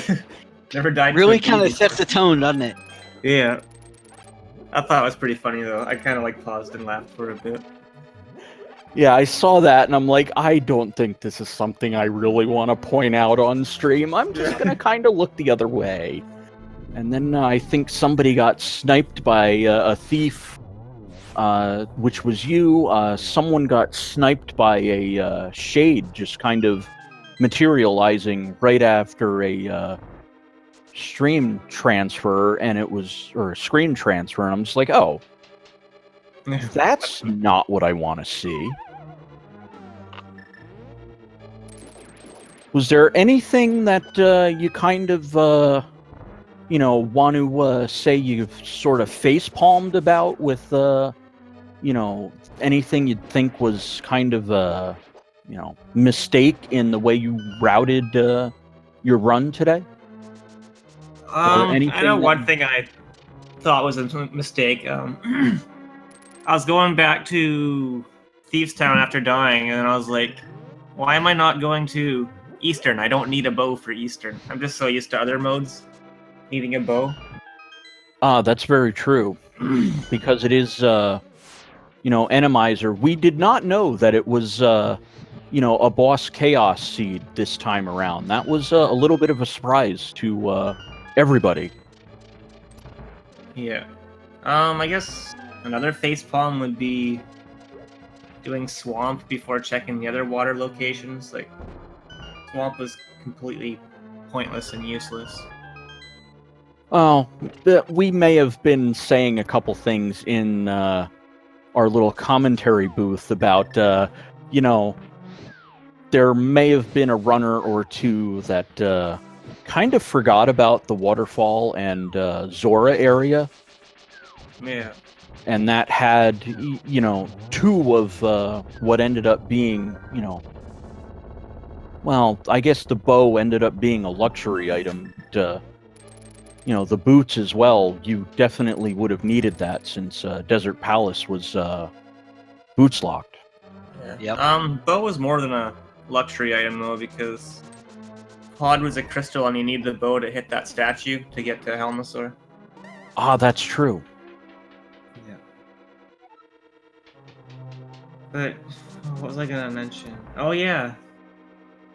There was one other person that did Swamp on stream, right? Yeah, that would be Sonicam. That person have troubles with the key, or did he completely skip left side? Sonicam actually had a problem with the boss itself. It did not seem to want to break its shell. No, you're thinking of Skull Woods. Oh, Cold you're Stairs right, bottom yeah. of Skull Woods. So I know when I went left side swamp, I lifted up the pot and the key wasn't there, so I had to mirror out of the dungeon and restart the whole dungeon. No, Frico or Sonicam didn't end up having that particular issue. I think the issue was there was a sprite limit, so I had to kill a few enemies before lifting that pot. Huh. Interesting. But Sonicam finishes off the Aga 2 fight, and he is now off to have a little date with Ganon at the top of the pyramid. Actually, more like the middle of the pyramid, I think. You fall through the top. It's still the top floor. I mean, come on now. Give me something. Is he It gonna says it's hover the it? second floor. Well, unhover? Oh. But, you know, I mean, was there anything particularly, you know, that you thought was, all right, hey, I made this play and it, you know, was a good one, or maybe a play that, in hindsight, wasn't, you know, the most optimal way of doing things? I don't think I really had any moment in the game where I was like, wow, that was a good play. I think for the whole race, I felt like I was just running around like a chicken with my head cut off. Oh, no. That's Not not exactly entirely the wrong. best. Yeah, I didn't feel like I ever routed that great at all, but that's fine. I mean, I was just doing it for fun. I wasn't too concerned about it. Ooh, Sonicam picking up a double. Looks like he's going to have another double here, and 2 doubles means we have a serving of bacon. And Sonicam is, you know, one very important bridge traversal away from finishing the game. And he does so in 9th place with an official SRTV time of 2 hours, 2 minutes, and 16 seconds. And just to bring everybody up to speed, Bonta finished in 6th place with 1 hour 57 seconds 1 hour 57 minutes 46 seconds. AK Drizzt, 7th place finisher at 1 hour 58 minutes 14 seconds. And Fear Agent was our 8th place finisher with 1 hour 58 minutes and 26 seconds. I think we're going to invite Sonicam into the interviews here and maybe have a little discussion on how this seed went. What exactly happened? Because both of you guys were the only 2 that I believe ended up in Swamp Palace. So, you know, basically between the both of you, hopefully we can get to the bottom of that great mystery there. And commiserate with him over what happened in Skull Woods. I've never seen that before. But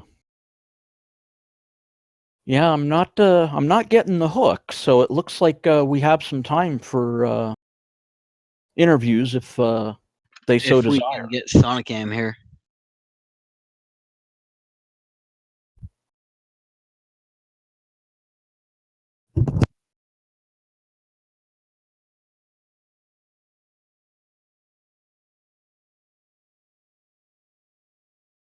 Let me see if I can ping him.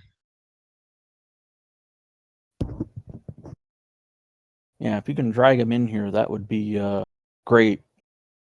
Let's see. Looks like everybody is finished on our stream here.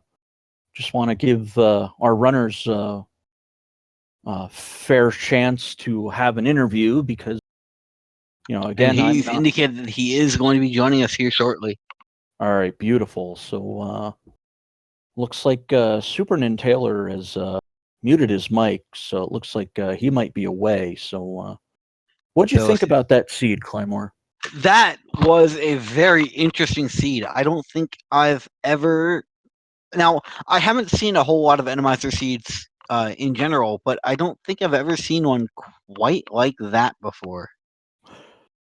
Well, I would say that this one, comparatively speaking, was a little more friendly to the runners because, the last Enemizer seed I did commentary on that had the randomized bosses as well.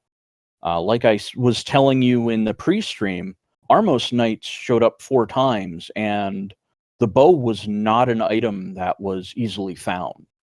Yeah, and as we saw here in this stream, even with the butter sword, almost with no bow, is nothing to play around with. It's not the easiest thing in the world. And, unfortunately, it was only the runners that went through Swamp Palace that got.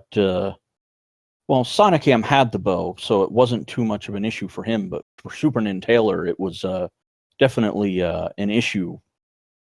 Most of the bosses seem to be fairly tame. Well, we had blind a whole bunch this time around, so I'm not sure if that's really a proper statement to make, because there is no script for the blind fight like you would see in the standard version of blind.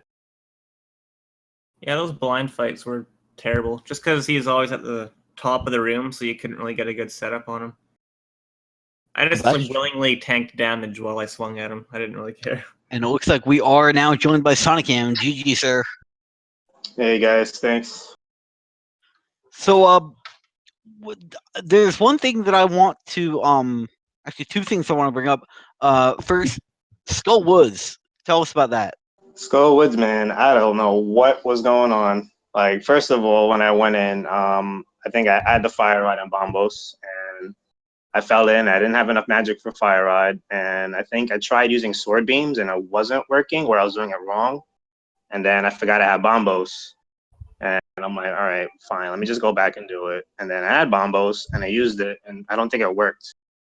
So I'm like, dude, what is going on here? And then I think I tried again, and nothing was happening. So I thought my game was busted. So I was just chilling around to see if anyone was going to respond, but nobody did. So I think I spent like maybe 15 minutes in Skullwoods. It was like a nightmare. Ooh, yeah, and it ended up being the 3rd roll through Colster that actually ended up working.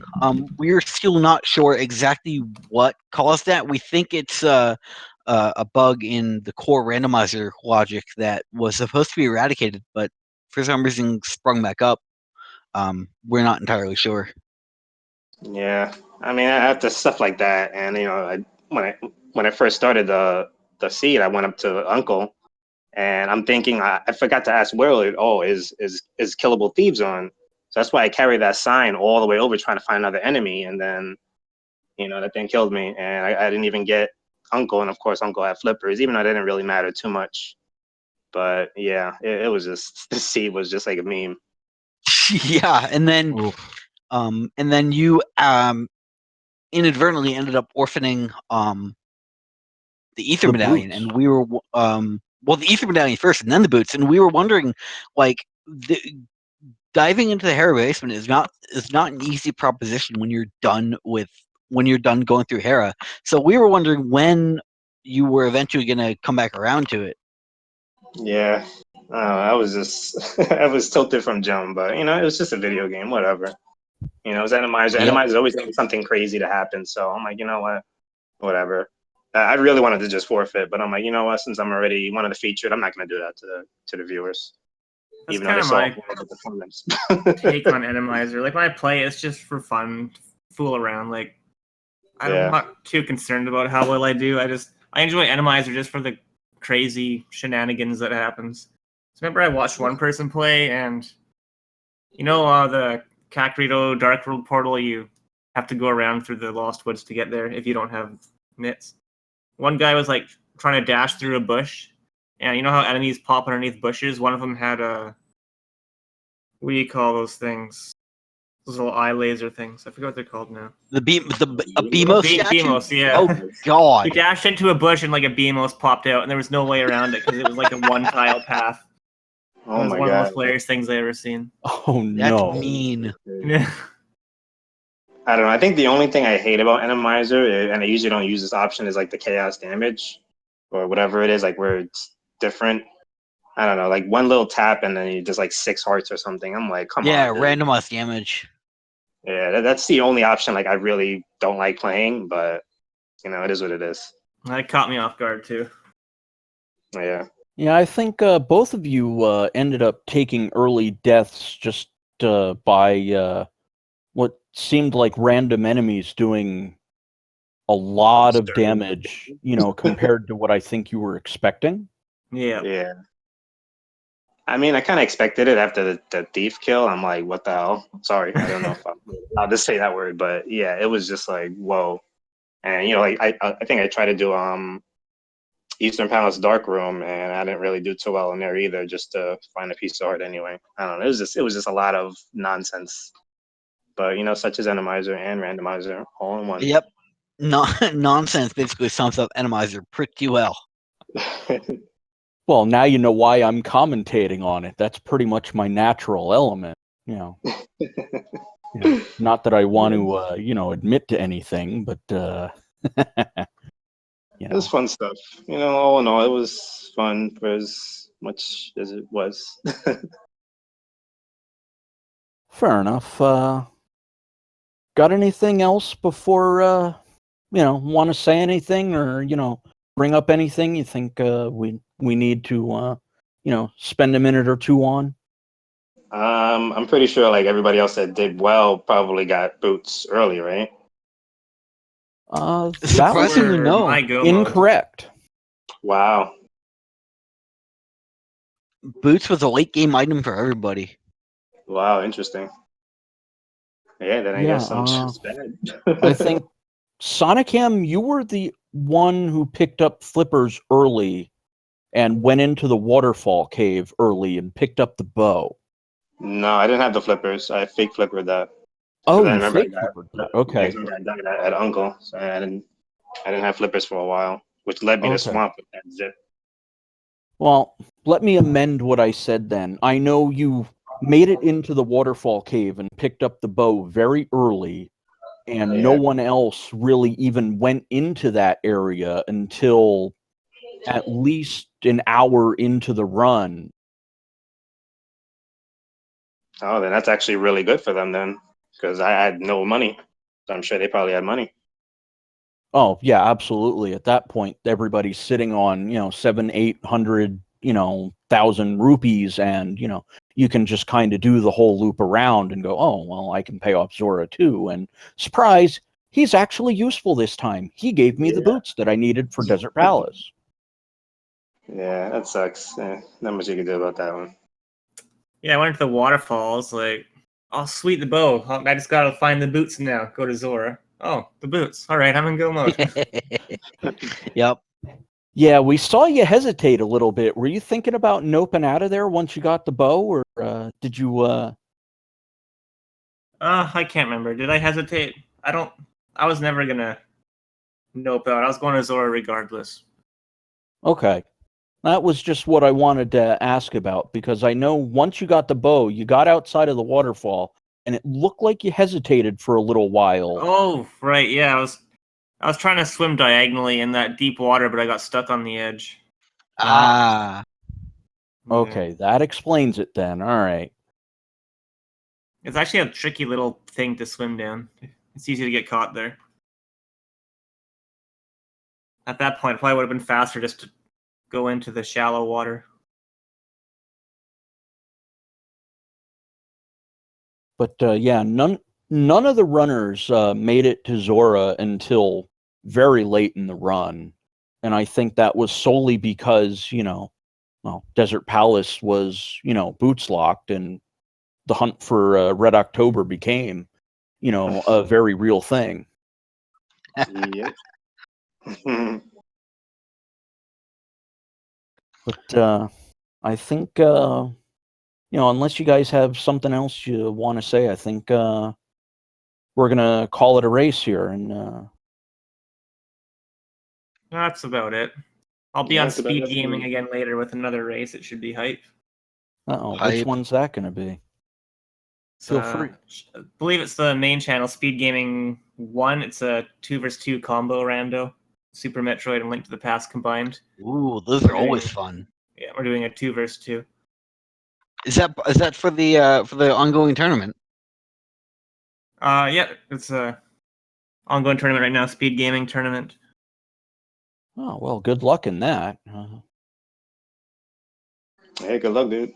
Yeah, that's gonna be fun. Oh yeah.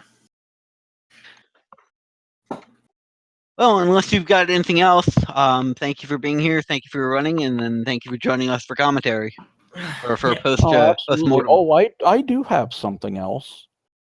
I would like to thank Level 18 and 12th Doc for being our trackers today. Oh yes, without our trackers, we wouldn't be very much of anywhere, and they have a really difficult job to do. And you want to take us out, or are you going to let? I'll go ahead. It was great commentating with you, Frico. Thank you for once again joining me on the couch. Thank you to Speed Gaming for giving us a home. Without you guys, we wouldn't be able to do this. And thank you to the viewers as well. Without you guys, there would be no reason for us to be here. Have a good day, everybody. See you guys. Adios, guys. Have See a ya. good one.